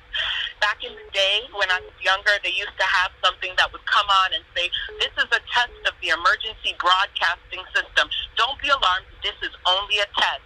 This is a dry run. This is the test. They are watching us. They created the chaos.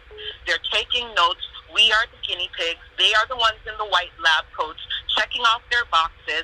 Oh, they reacted this way just like we thought they would. Oh, they reacted this way just like we thought they would. And we keep playing into their agenda. This is a psychological situation.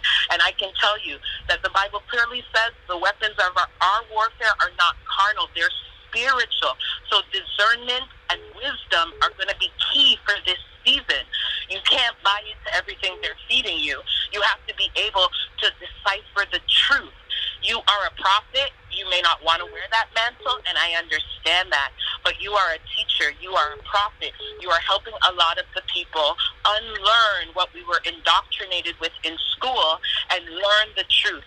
And it's difficult, Zach, because there's a grieving period of learning that everything that you were taught was a big lie, was a blatant lie. That hurts. That's a lot to process.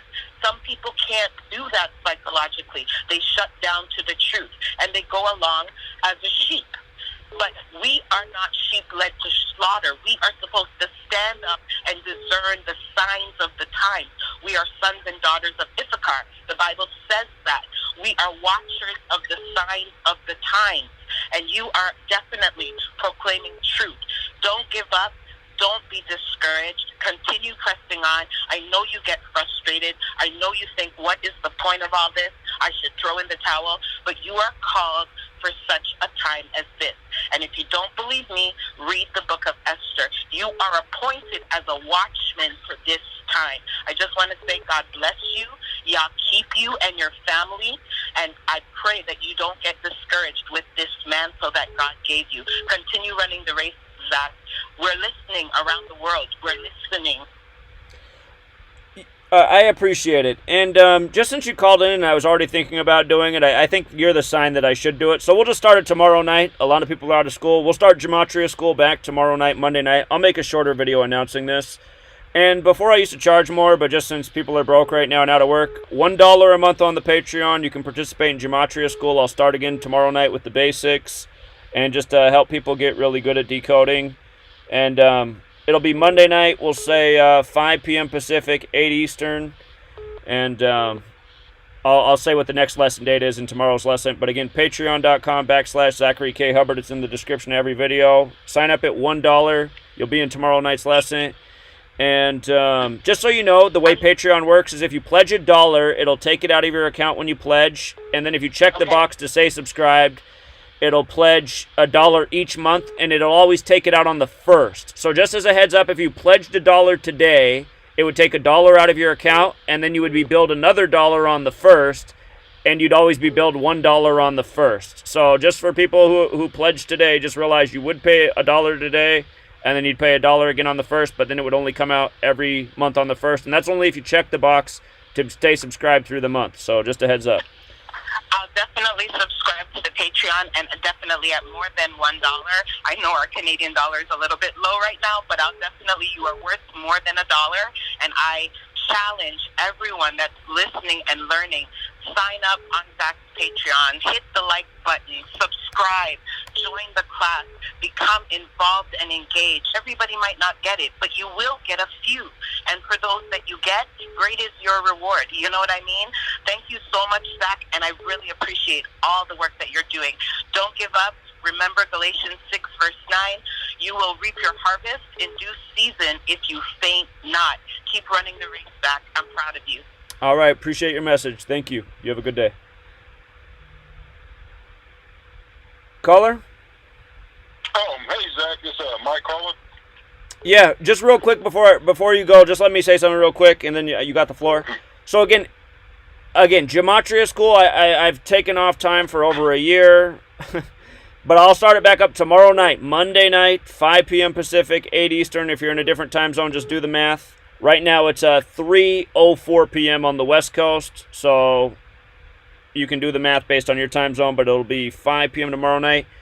And, again, it'll be a caller thing, too, and I'll just be going over all the basics. So if you really want to learn how to do Gematria, I'll take you from the ground floor up. And go ahead, caller. Sorry about that. Oh, yeah, no problem. This celebrity virus that's going around. Right. Yeah, I seen an article on March 24th.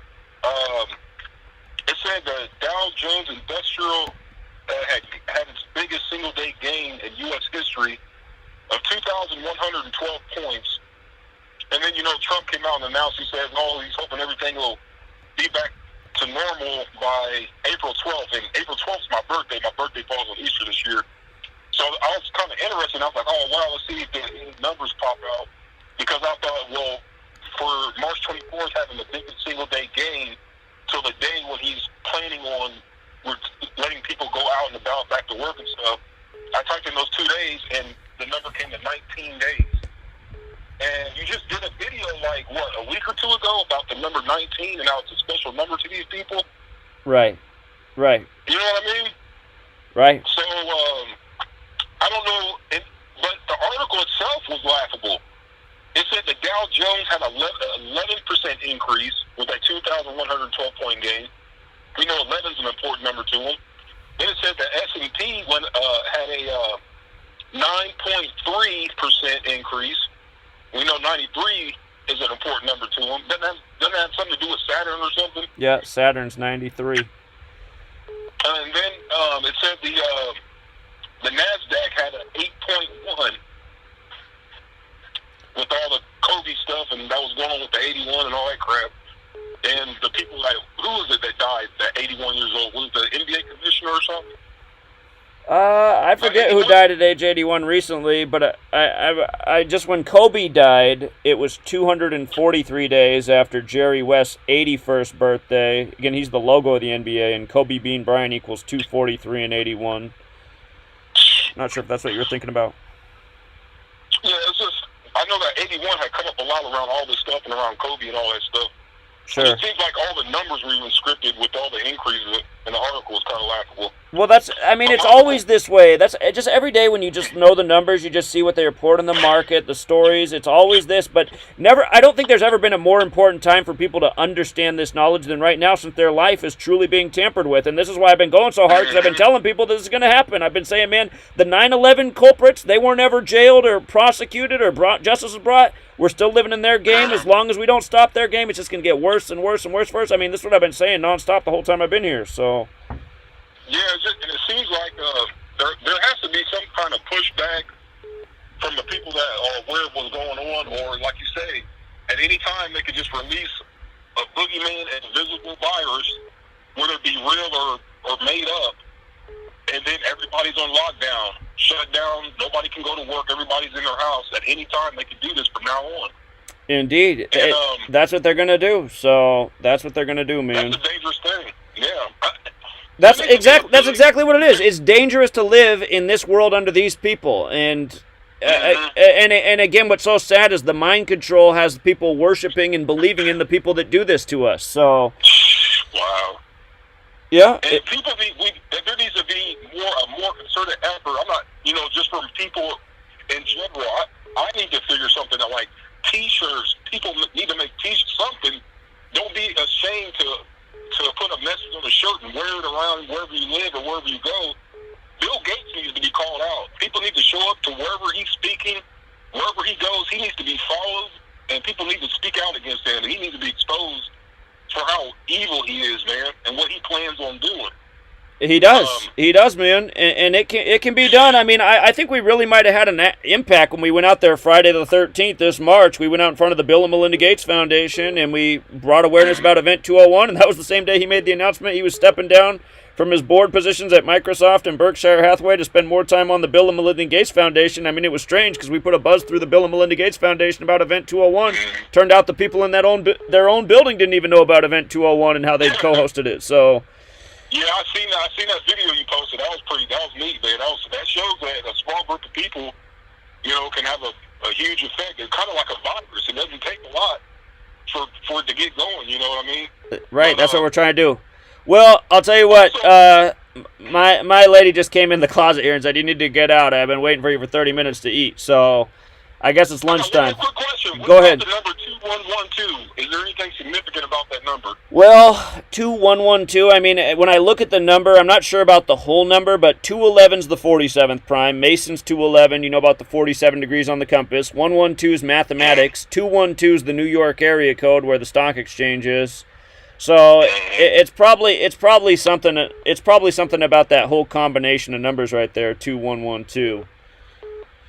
Yeah. So. Also, their vaccination program needs to be resisted more by people and exposed. A real concerted effort. People need to start speaking out against that before they try to show up and implement all that. Indeed. But yeah, keep up the good work, man. Thanks for taking my call. All right, you're welcome, man. You take care. All right. I got to end it, or I'm going to be served up for dinner next. But, yeah, for those of you guys who want to participate in Gematria School tomorrow, I was going to say 2112. The link to sign up, it'll be pinned as the top pinned post. It's in the description of all my videos. It's the patreon.com/Zachary K. Hubbard. If you pledge $1, you'll be in tomorrow night's class. It'll be here. If you've never been on Patreon before, just like how right now you can join the live stream through here, what'll happen is at 5 p.m. Pacific, or I'll make it so it shows up a few minutes before 5 p.m. just so you can get in there before the class starts. So like at about 4:55 p.m. Pacific, a window will just pop up. It'll become the top post. And you'll just click on the play button, and then you'll be in the live stream. And I'll start it right at 5 p.m. sharp, and it'll be an introductory Gematria class. I'll be taking your phone calls once I'm done with the lesson, your questions. We can decode some things in real time to show you how I do it. We kind of did that if you followed this live stream. We decoded that one story that popped up about the serial killer who was found dead in his prison cell for unknown reasons. But I'll be more specific as I decode and just teach you the resources that you need and how to do it, because it really is simple. So $1 a month, just beware. If you do pledge the $1 today or tomorrow before class, it's going to take $1 out of your bank account, and then you're going to see another $1 come out on the 1st if you check the box to stay subscribed. But then don't worry, it'll only bill you $1 every single month on the 1st. That's how it works. So, but it'll always take the $1. So, like, if anybody wants to pledge more than $1 a month, you know, maybe you just pledge $1 today, and then if you want to up your pledge amount, you can do that after the 1st, because maybe you want to pledge $20 a month, but you don't want $20 to come out today, and then $20 to come out on the 1st too. I get that. I mean, especially right now with all the uncertainty. So, and then the other thing I'm going to do is for people who sign up for one more incentive, again, I'm going to do a bargain. You know, my book, it's normally $5, which is already a bargain. But I'm going to, again, attach it here, and I'm going to make it so that everybody at every tier, people who pledge more don't think this is fair, and I get it for people who pledge more. But again, just for people who are poor right now but want the knowledge, $1 will get you the book. So if you log on, if you sign up for Patreon, I'm just going to post the cover art in the book right now. Let me get it up there. But yeah, I know it probably doesn't seem fair that right now everyone at the $1 tier is getting all the stuff. But again, my goal is to get us up to $30,000 a month in terms of resources, because then I know that we can hire a handful of people, have like a team of people. If we had 5 people doing what I did every single day, I mean, just the work would go 5 times further.